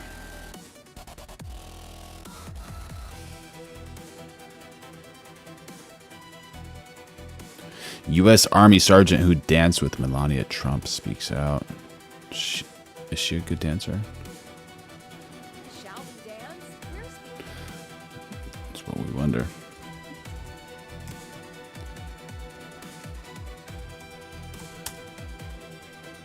Shall we dance? We're speaking to the lucky Army Sergeant who danced with Melania Trump at the Commander-in-Chief Ball on inaugural night. All eyes were on the strapping soldier who cut in on the president and gave the First Lady a twirl. He's Sergeant Henry Waller.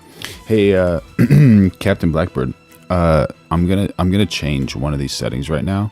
So let me know if like the audio and the video goes really bad in like the next 2 minutes, if you can. When I walked out on stage, I was trying to contain my composure, but we were told that it's not like ceremonial composure. We can smile if you want to, and I was just overwhelmed with joy being out on the stage where all those people were cheering for me. The First Lady smiled broadly as they danced. Did the First Lady say anything to you? I asked her how her night was going. She said it was going good. She asked me how mine was. I said it was fantastic. Is the First Lady a good dancer?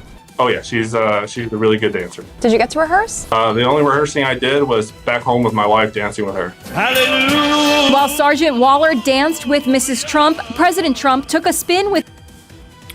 Do you see any difference within the quality now?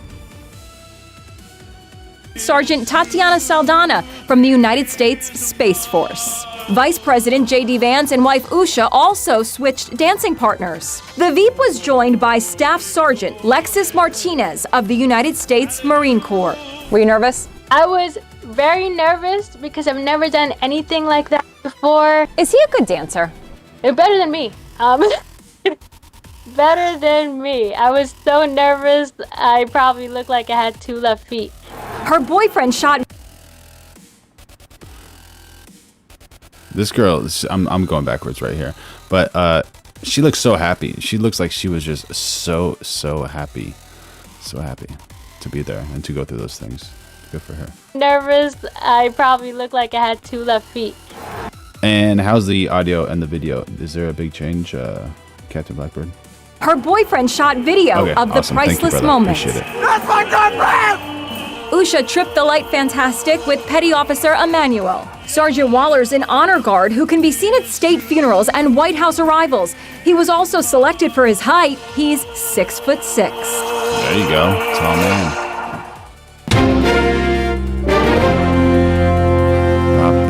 Ba-da-dum. Yeah. And when the man is a little bit taller than the woman, then what happens? Makes that woman look petite and cute and very nice, very nice. What a gentleman to do that. Let a hero dance with the first lady. What a privilege. What a privilege. Make sure y'all like, subscribe, turn on those notifications, become a member, throw in a super chat if you want. And what do we have going on over here? Oh, we have the legal earthquake and video perfect too. Awesome. Awesome. Oh, actually, hey, I love everybody. The Lord loves you. I need to restart the stream. I will see you back in about 5 minutes, maybe 10 minutes, because we gotta get some things going. So yeah, make sure you like, subscribe, turn on those notifications. See you in a few minutes.